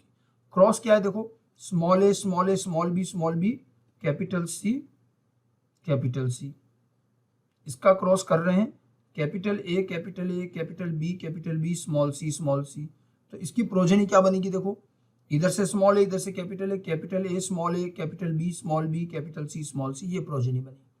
ठीक है, अब अगर अपने को इसकी हाइट चाहिए तो क्या करना है, मैंने क्या कहा था, करेक्टर दोबारा कैलकुलेट करते हैं तो पहले मिनिमम ऐड करेंगे, तो मिनिमम कितना, 50 तो ऐड होना ही है। उसके बाद जितने डोमिनेंट एलील है, कितने डोमिनेंट एलील है यहाँ पर, 1 2 3 डोमिनेंट एलील, एक का कंट्रीब्यूशन 25, तो ये हो गया 125 सेंटीमीटर हाइट। तो इसका आंसर क्या रहेगा, 125। तो किस तरह से कैलकुलेशन करनी है ये समझ लो। मैक्सिमम दिया है, मिनिमम दिया है, तो इनको सब्ट्रैक्ट करके नंबर ऑफ डोमिनेंट एलील का डिवाइड करके एक डोमिनेंट का कंट्रीब्यूशन निकाल लेंगे। उसके बाद आपको जिसका हाइट निकालनी है उसमें कितने डोमिनेंट एलील है प्लस मिनिमम ऐड करेंगे, और हर डोमिनेंट एलील का कंट्रीब्यूशन, इससे आ जाएगा उसकी हाइट। ठीक है, पॉलीजेनिक इनहेरिटेंस में कंट्रीब्यूशन वाले क्वेश्चन किस तरह से करने हैं, इसका मैंने ये एक एग्जांपल आपको दिया है। नाउ आगे चलते हैं, अगला एक और क्वेश्चन। ये जो क्वेश्चन है ये अभी तो हमने पढ़ा है, दोनों तीनों इंटरेक्शन का एक कंबाइंड क्वेश्चन है, match the column 1 with the column 2। अब देखो कॉलम 1 में, देखो कॉलम 2 में क्या है, pleiotropy, multiple allele and polygenic inheritance. Pleiotropy क्या है, देखो, 1 gene many character. Multiple allele क्या है, एक जीन एक करेक्टर के बहुत सारे एलील, लेकिन वो सब एलीलिक जीन है। Polygenic inheritance, many gene regulate 1 character, लेकिन वो नॉन एलीलिक जीन है। मल्टीपल एलील में भी मेनी जीन फॉर 1 करेक्टर, लेकिन वो एलीलिक होते हैं। और प्लियोट्रॉपी तो बिल्कुल उल्टा है। ठीक है, अ सिंगल ट्रेट कंट्रोल्ड बाय 3 और मोर देन 3 एलील्स, पढ़ना ध्यान से। फिर a single trait controlled by 3 और more than 3 genes, a single gene exhibit multiple phenotypic expression. एक जीन मल्टीपल फिनोटाइप बनाए तो ये तो हो गया प्लियोट्रॉपी।